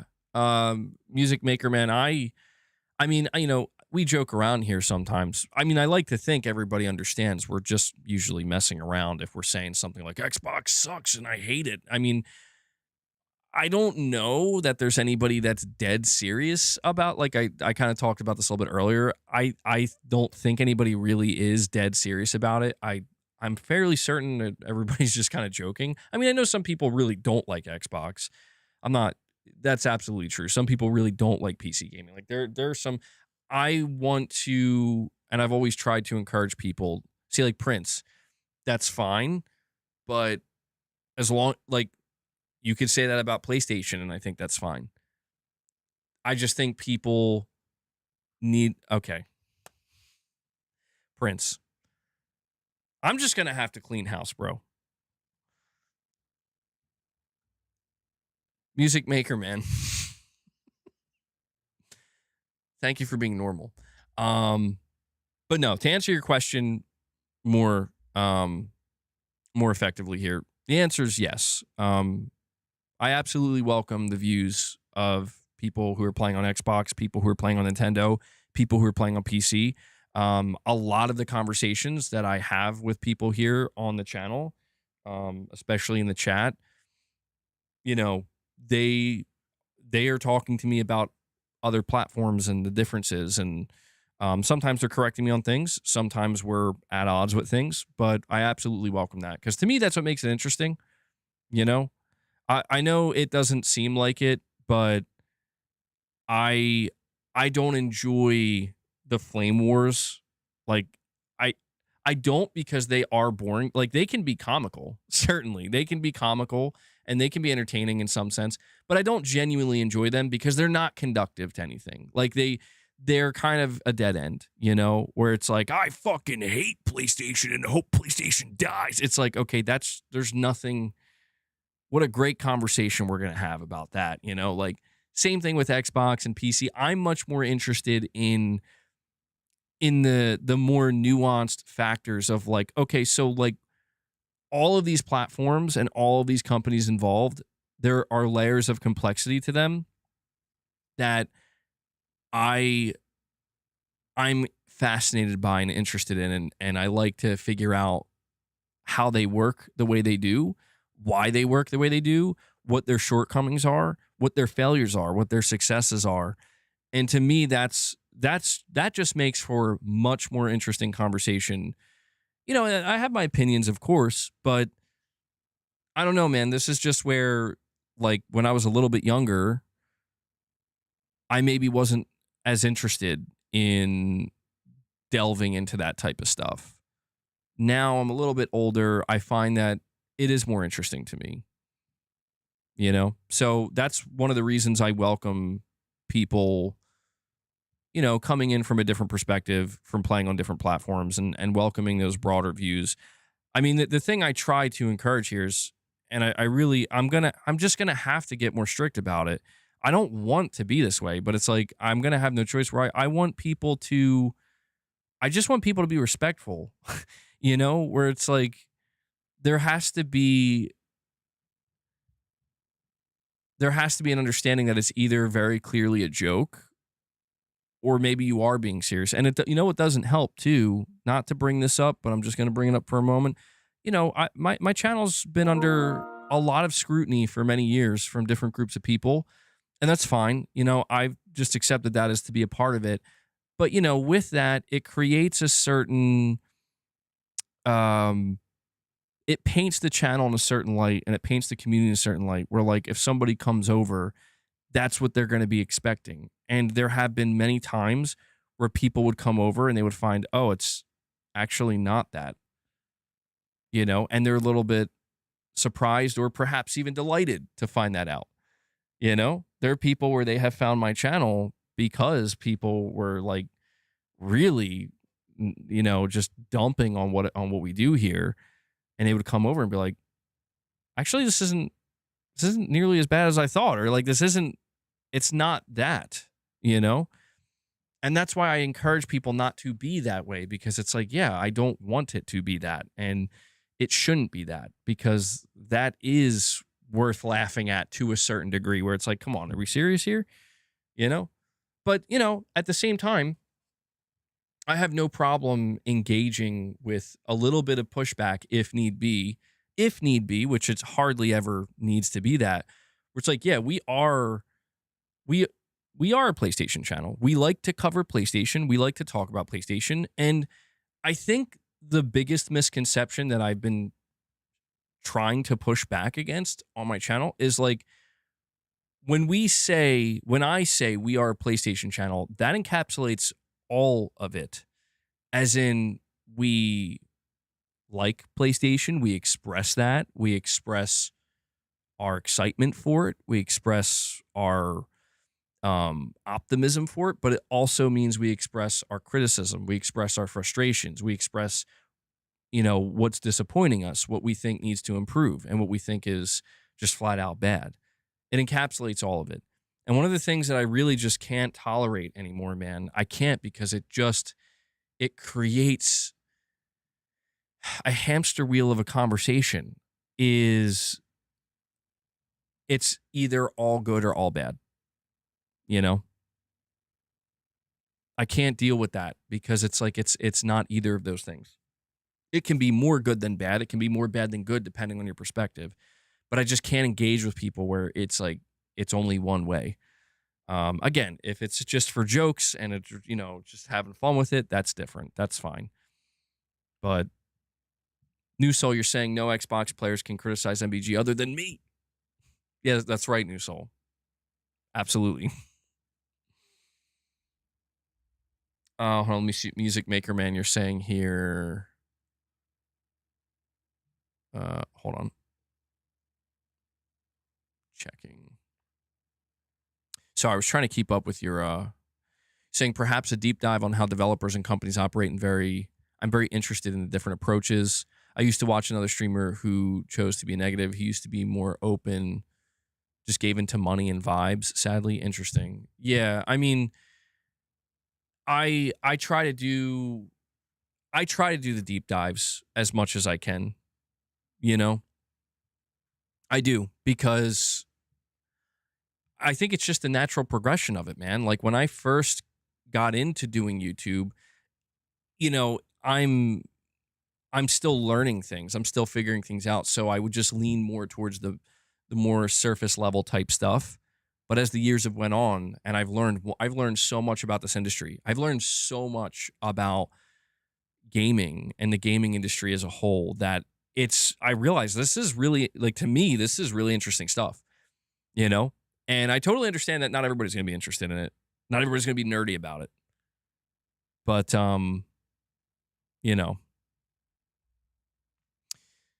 MBG don't see the conflict as a problem per se. Sometimes it's friendly banter, and some people are here for it too.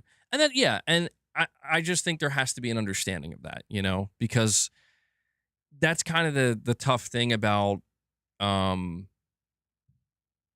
way the internet works these days is, and it's not something that is my fault per se, or the audience's fault, or anybody else's channel's fault. It's just the internet has become so wide reaching and so many people are involved with having their own channels, their own spaces, that it's gotten to a point where like you have to, you know how like you got to stay in your lane.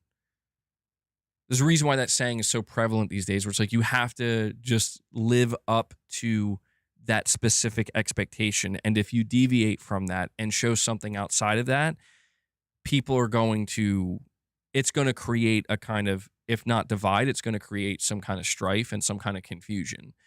And that's why when you see people, when they find something that works, they just rinse and repeat, rinse and repeat, rinse and repeat. Don't stop, don't stop, don't stop.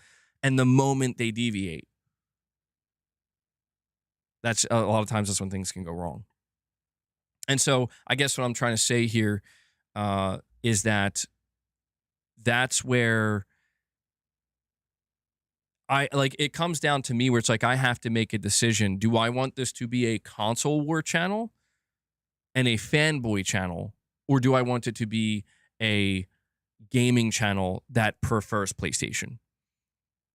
And that's basically what it boils down to. And that's why sometimes, while I do agree with you, Gaming Survivor, like I enjoy making the jokes sometimes and having fun with it. Unfortunately, there are groups of people where they have completely leaned into either the fanboy side or the anti-fanboy side, where none of it's a joke.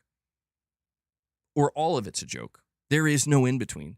So if you're caught doing or saying anything that looks like you could be part of one of those two things, no one's just going to see it as a one time, oh, you're just messing around and joking, it's not serious. No, people are going to be like, no, that's what you are. That's what you are.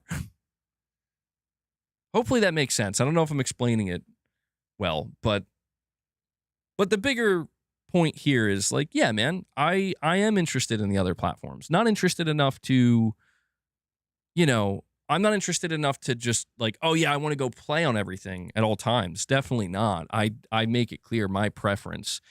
I want to play on PlayStation. But I just can't deny that there are just other aspects of what's going on with other platforms that not only do I feel like I can't ignore, because it's like interesting to see what's going on there.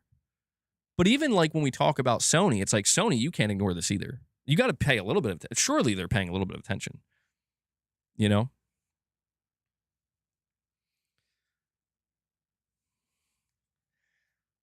Bro.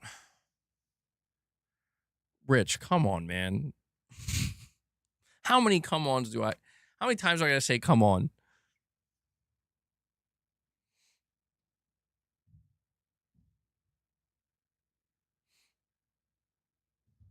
Yeah, and that's important too, you know? It's tough, man.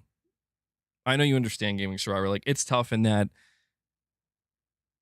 what happens 99% of the time is you gotta, you know, when there's a fork in the road, you gotta decide which one you're going down, you know? Because if you don't, you're gonna get split two ways. That sounds crazy.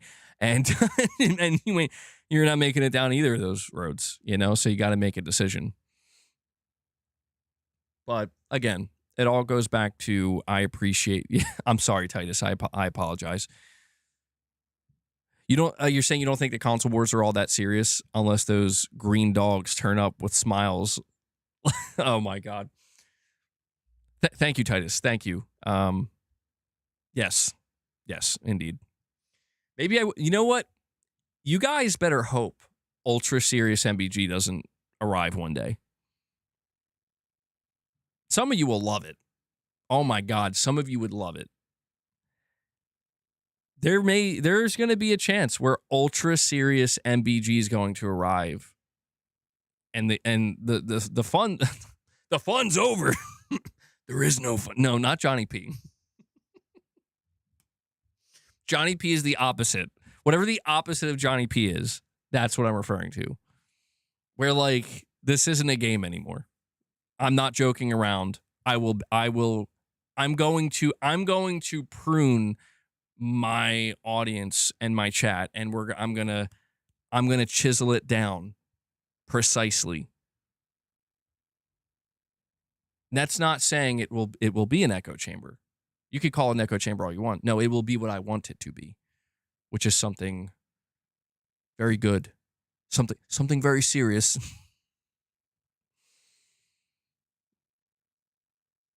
All right. Gonna pull the weeds. Yeah, man. I just found my Roundup in the garage yesterday. All right. Where are we at here? There was one other topic I had to tell you about before we finish the stream by doing a little bit of drumming. Okay. And that is, I said there's a big game reveal coming this week. I do need to tell you guys about this. So this is interesting to me. I know a lot of people have been waiting for this game. Tom Henderson on the Black Flag remake. So I think he revealed this information on the latest Insider Gaming podcast. Tom Henderson stated that Ubisoft only talked about a current gen during their presentation, so it's not going to be cross-gen, which is crazy that this is even a conversation in 2026. He thinks the game will stay current gen only from what he read about its visuals. Media/reviewers were generally impressed with the game with the 30-minute presentation that they were shown. He thinks a trailer will come out on April 23rd, which is this Thursday at around 12 p.m., since that's when the embargo lifts, or the embargo lifts 15 minutes afterwards. Game details. Now, I will let you know there are spoilers here, but if you're interested in some of the details about the remake, complete remake, not a remaster. You can now have a pet on your ship, which could either be a cat or a monkey. Underwater exploration is improved in the game. Tons of new content/story, not in the OG, which includes new officers, crewmates, quests, chapters, as Maroon, Kenway's background, etc. The game is on the upgraded/latest engine that modern AC games use and will not be subsidized, so it will most likely be full priced. So I don't know how much hype there is for this game, but Garrett, thank you so much, man. Garrett Green, he comes in and he decides to renew his membership, and he brings us up to 127 members today. Thank you, guys. Really, Garrett, thank you so much for that, bro. Thank you. And yes, anybody who does renew their membership, like I said, we did a Morning with the Misses episode this past Friday. So if you want to go check that out, feel free to do so. Let me add that to the goal here. Thank you, man. I do appreciate it. Now, I do want to throw one other thing out here while we're talking. Boss, stop. You better stop, boy. I want to throw one other thing out here that I do believe is worth mentioning. Rich, come on, bro. What? Are you kidding me with that? Dude, it's getting to a point where people are going to expect me to ban you, and I do not want to ban you, bro. You cannot be saying shit like that. Come on, man. Come on, dude. All right. What I was going to say is that some people are pointing out, and I'm not telling you to believe this. Rich, unless I misunderstood what you just said.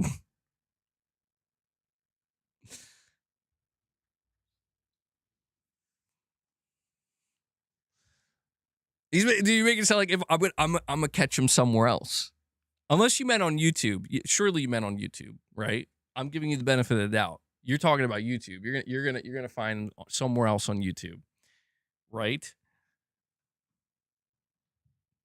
Look, I'm not going to tell you guys to hold on to this hope. I'm not creating this hope.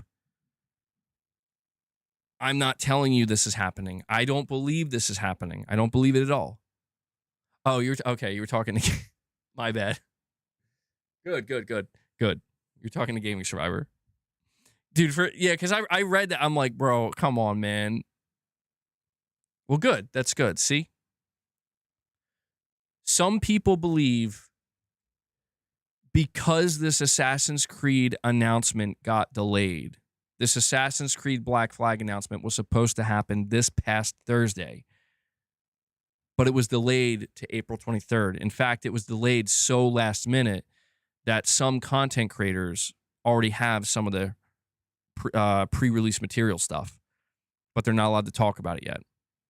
Some people believe that it is because there is actually going to be a state of play and that Sony decided to delay that state of play into next Thursday. Again, I do not believe that's happening.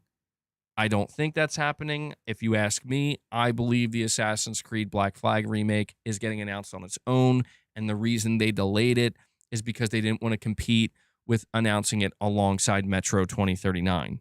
To me, that makes the most sense. However, the only other thing I will throw out here is this would explain why there were rumors of a state of play. But I would not hold on to that hope. As of right now, I believe that there is no state of play coming until May or June. Okay, boss. I've had about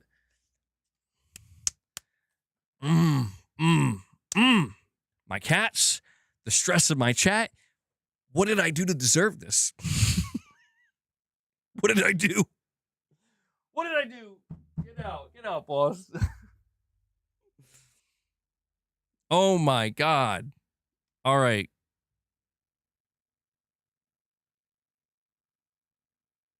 All right. Is it drum time? I think it might be drum time.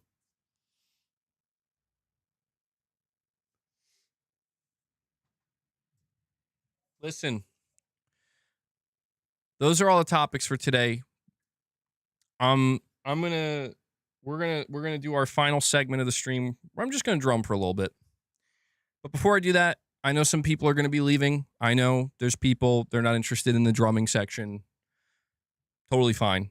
Just do me a favor, hit that like button as you're heading out. But I do want to just make one last thing clear here. I do apologize for the amount of chaos in the stream today. I'm gonna get a better hold of this.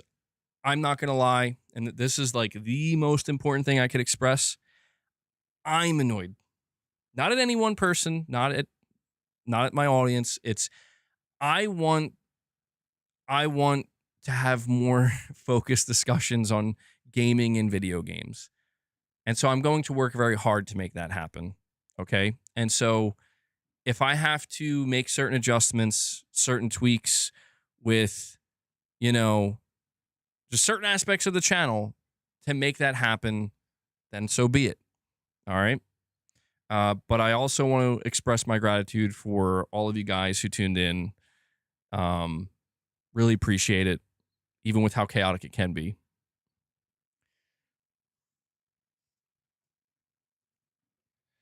Well, yeah, to be fair, Marvel's Wolverine, though, to be fair, it's been good for a long time.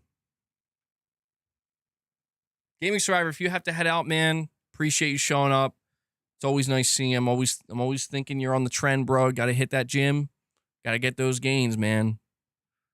So if I don't see you again for a little bit, it's all good. We got plenty happening in the coming weeks and months. It seems like things are really gonna be getting crazy going into May and June. Skillful, you're saying thanks for the stream, MVG. I'm headed off to take a Sunday nap. Please get Pragmata. It's a really great game. I do want to get that. That's the next game on the docket. That's true, Prince. Well, I appreciate that, Wolverine. Furious Legacy Gaming, thank you. All right, we're gonna get this set up. I'm not gonna drum for a long. I mean, maybe we'll do like 10 minutes or so. It feels so jarring to me. Before I do this, I just gotta say I'm still not used to how it sounds. It's just so fucking loud, dude. Like it almost is unsettling to me. Where like I can just be here and it's not that loud. I'm just talking, and then it just sounds like explosion. Even when I'm wearing like hearing protection, I'm just not used to it, man. Like it makes me feel like, oh my God, like the whole neighborhood can hear me. And I know that's not true. But it feels that way. So I'm still trying to get adjusted to the volume, man.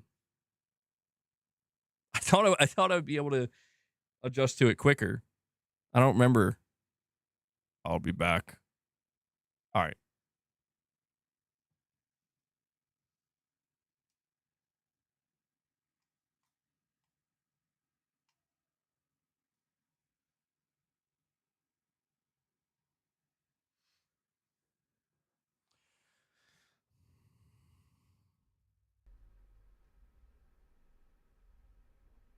Again, the quality is not going to be professional because I'm just going to be using this mic. But let me make sure the camera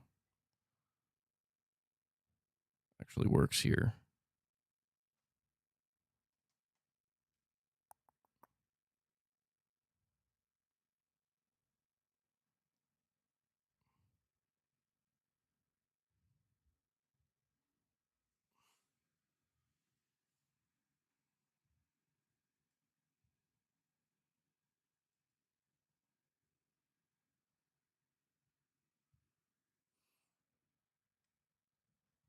All right, there we go. All right, so I might not be able to talk to you guys.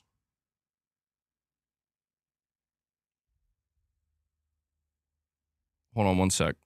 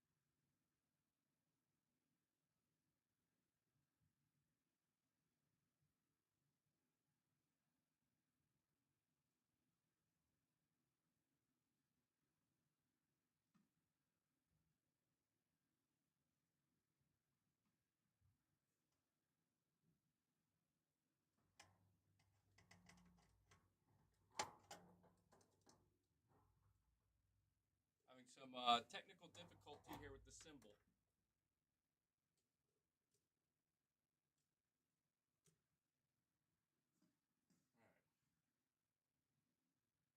I'm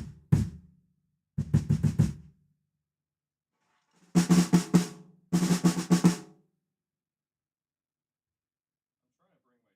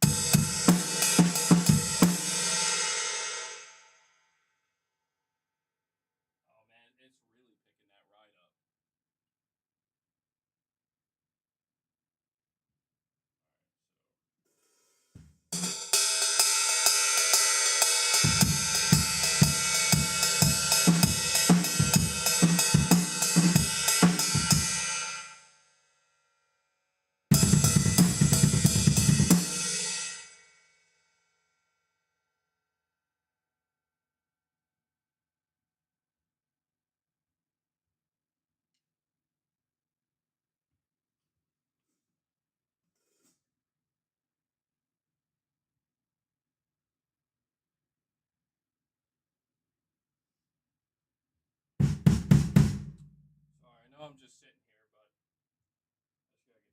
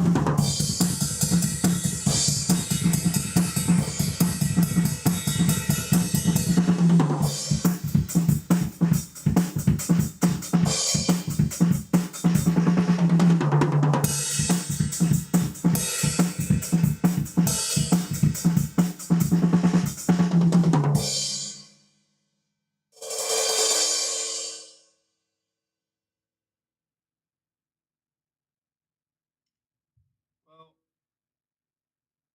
how's that sound? How's that sound to you guys? Does it sound okay? I have no feedback. It always feels weird.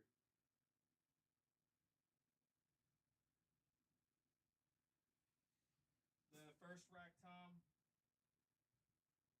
it's too hot. Yeah, I feel that way too. See if I can drop the tone there a little bit. It feels pretty loose though.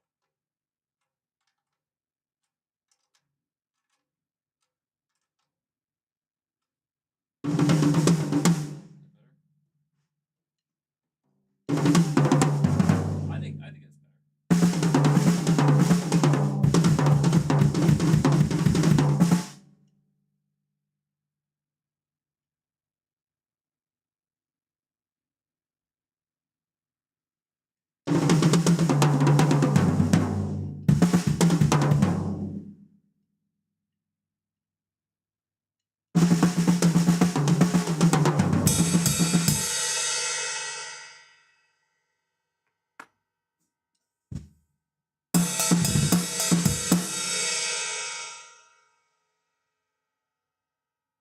I think it's better. Is the double bass coming through?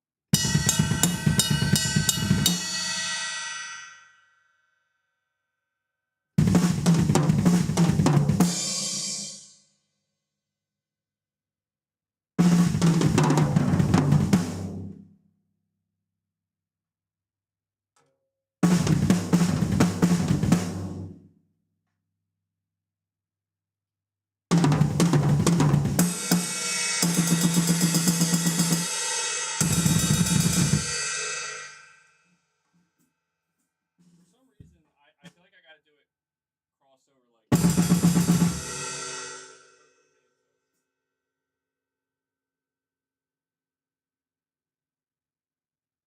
Yo, Titus, what are you talking about? You guys are freaking me out.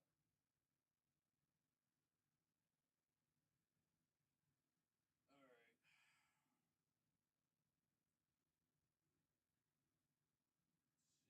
I'm trying to see if I can play along with something here.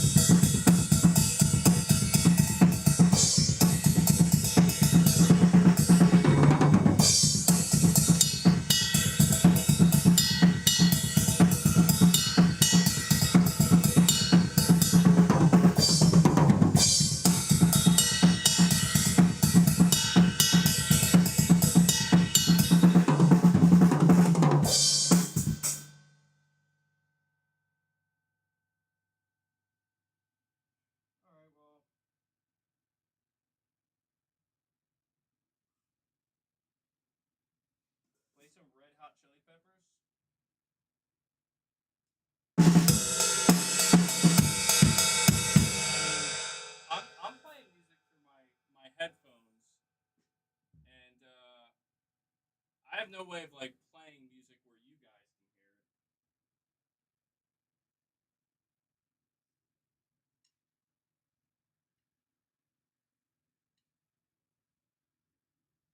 Wait, I'm trying to read what you're saying, I am Aoto.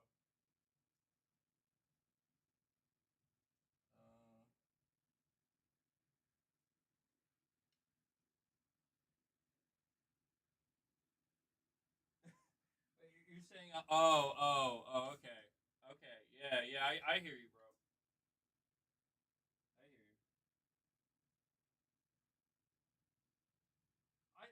I thought you were talking. I'm not. I thought you were talking about the what's it called? No, I'm not going there. All right. I'll play for a couple more minutes. Just do a drum solo, you know.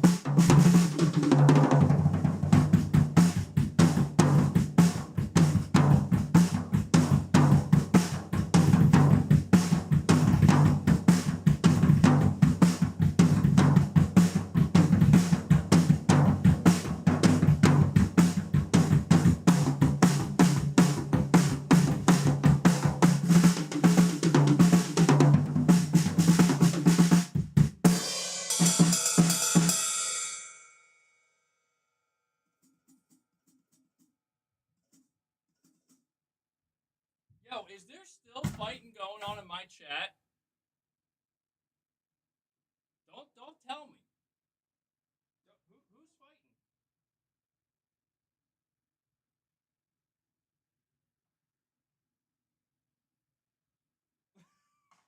Bro, I'm over here trying to drum in peace.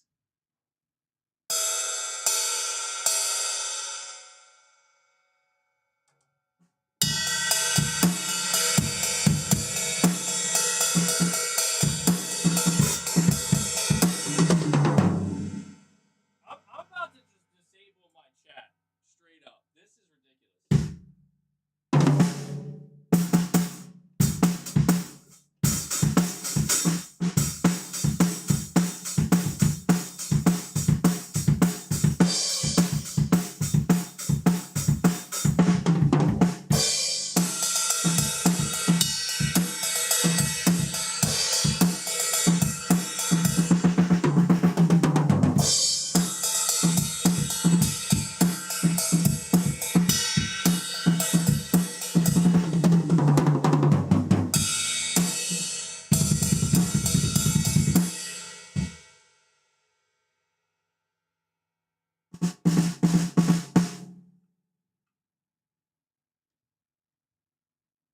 I wish there was a way I could let you guys hear the music too, but it's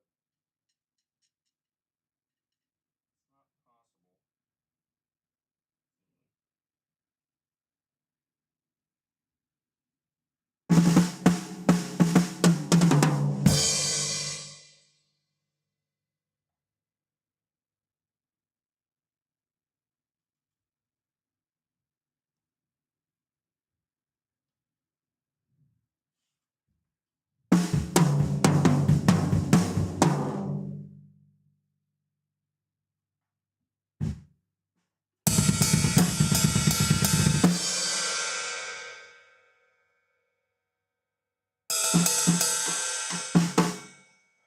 All right.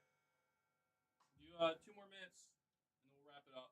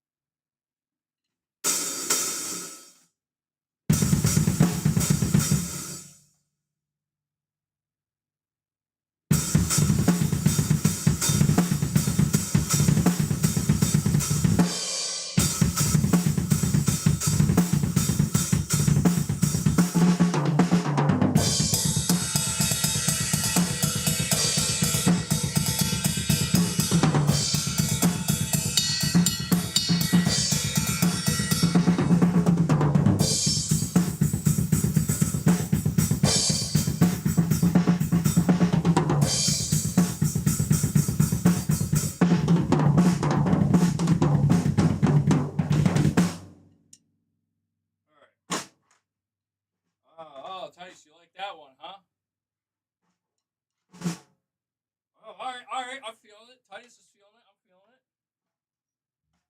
Gonna end up breaking something.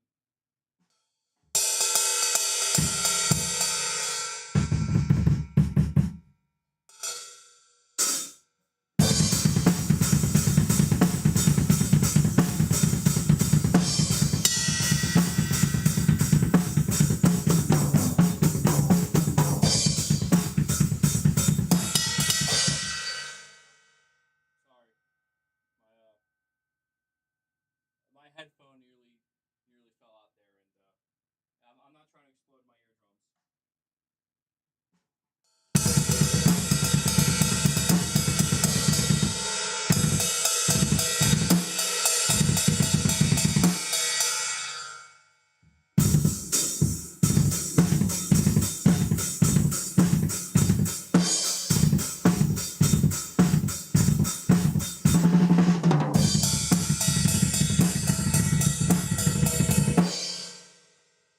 I can't keep a fast double bass going for that long.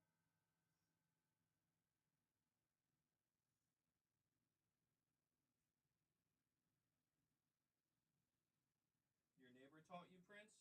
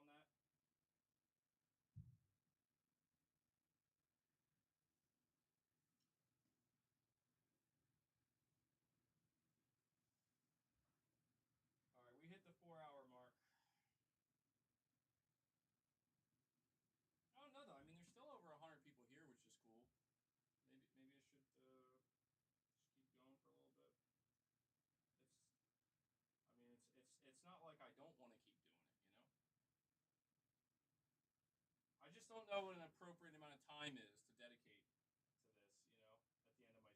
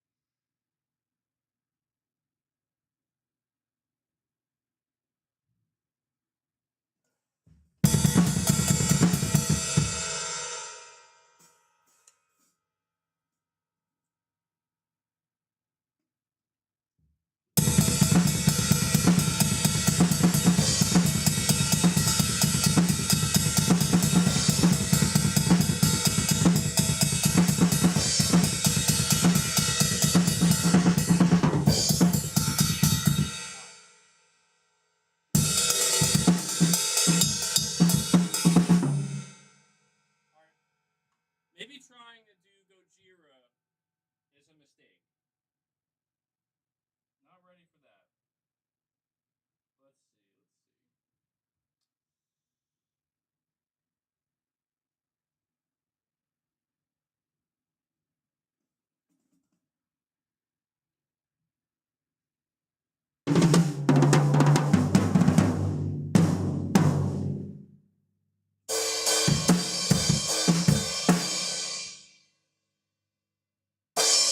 Let's see.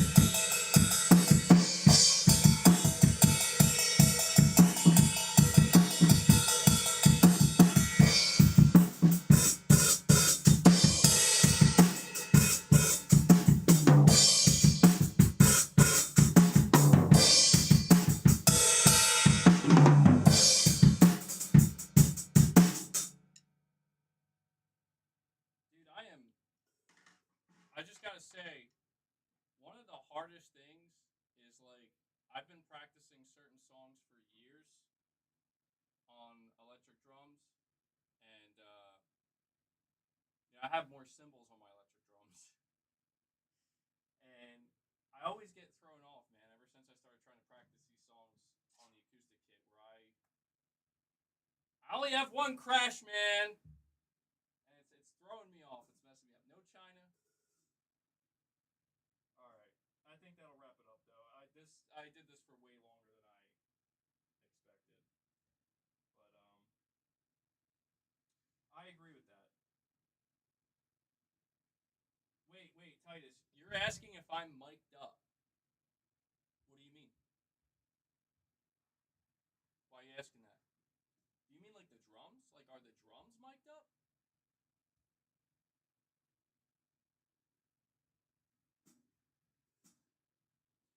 Yeah, I need to get another crash and a China.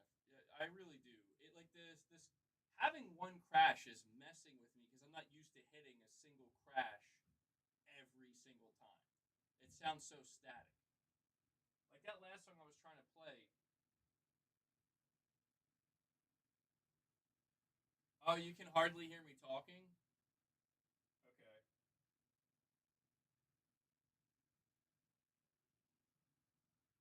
Well, yeah, hopefully it sounds good. Hopefully the drums are coming through good enough and they sound good enough that this can work for a while because I don't know when I'm going to get mic'd up.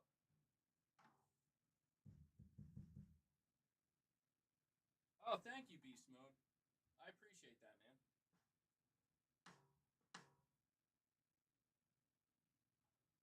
All right, I'll do.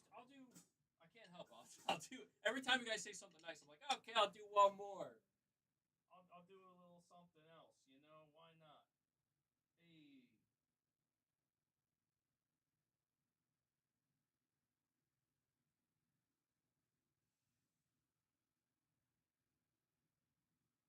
I do though? Maybe some.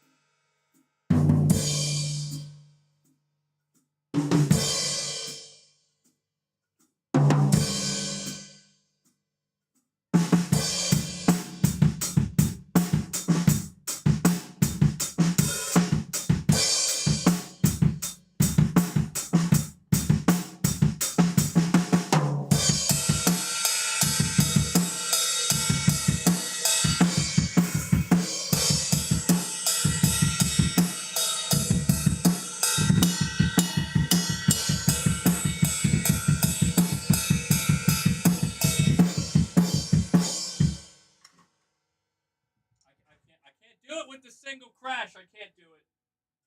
I'm getting all fucked up. All right. Well, that's it. That's enough. I did enough.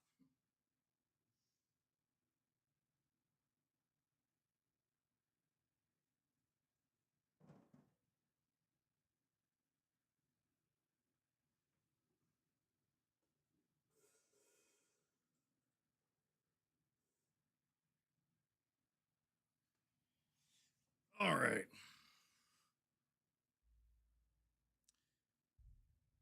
Okay, I am back here. We're back. Well, I hope that sounded okay. Yeah, I'm not even trying to make excuses, man.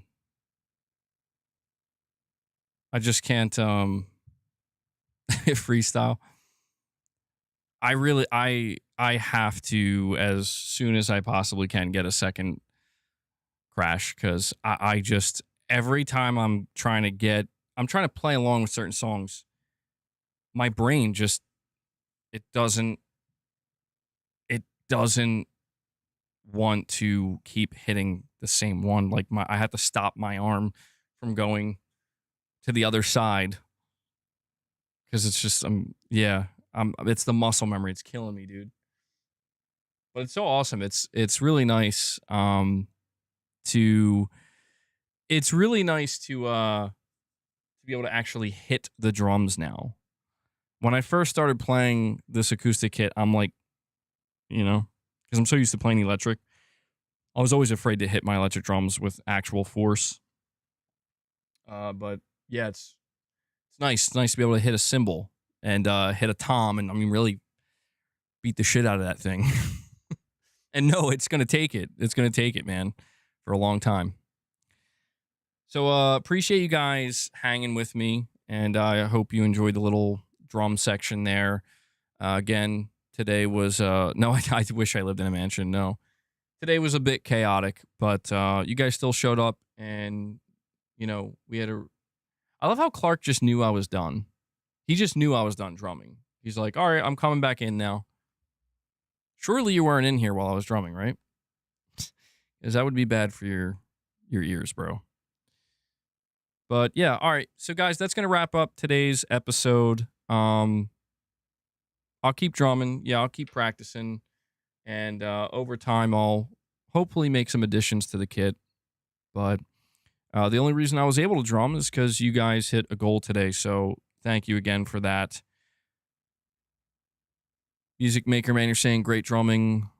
Will you be posting on Discord? It would help if you could post BPM too. I don't know if I'm going to post BPM, but I was saying I was trying to post some clips on Discord, but apparently the only way I'm going to be able to do that effectively is to become a Discord Nitro member, because the video clips that I was trying to record were, they were, the file size was larger. Like, it needs to be like 10 megabytes or less, which is crazy. It's like 10 seconds or something. So we'll see if maybe I'll become a Nitro member. I don't know if it's expensive or not. I've never done that before. But yeah, I like, because I had the idea when I went to go sit to just randomly play, why not just turn the camera on and record it, And then down the line, eventually, when I feel like I can I'm ready to graduate, I suppose, I'll get mic'd up, try to figure that out. Sound a lot better. But all right, guys. Again, thank you all for your support. We hit 127 members today. Really appreciate that. Thank you to everybody who tuned in and came to hang out with us. Apologies for it being a bit insane during portions of the stream today, but clearly I'm going to have to, well, Prince, it's not that I'm trying to be so serious about it. It's just one of the things that's really difficult to watch is people that have been around for a long time and are great supporters of the channel and have been here for years, seeing them get a little bit upset or, not even just a little bit upset, but like clearly getting like annoyed, and like it's becoming, certain aspects are making it difficult for them to continue to just enjoy what I'm doing here. I definitely have to take that into consideration. I normally try not to, I say normally, but it's maybe the opposite. I try not to pay too much attention to any squabbles or whatever that are happening in the chat. But when I see that multiple people are getting upset and there's just something kind of going on, I have no choice but to really acknowledge it. And, hopefully we'll all be on the same page soon enough. But all right, guys. Only other thing I want to say is hit that like button on your way out, and I want to make sure to give a shout out to Devil Shooter. He does the timestamps for the streams. If you guys see Devil Shooter in the comments with those timestamps. Give him some thanks. Show him some love. I know he appreciates it. Devil Shooter, thank you so much for what you do, man. And yeah, we should be back tomorrow, hopefully. If not tomorrow, certainly Tuesday. But we'll have plenty more Press X podcast episodes coming up this week.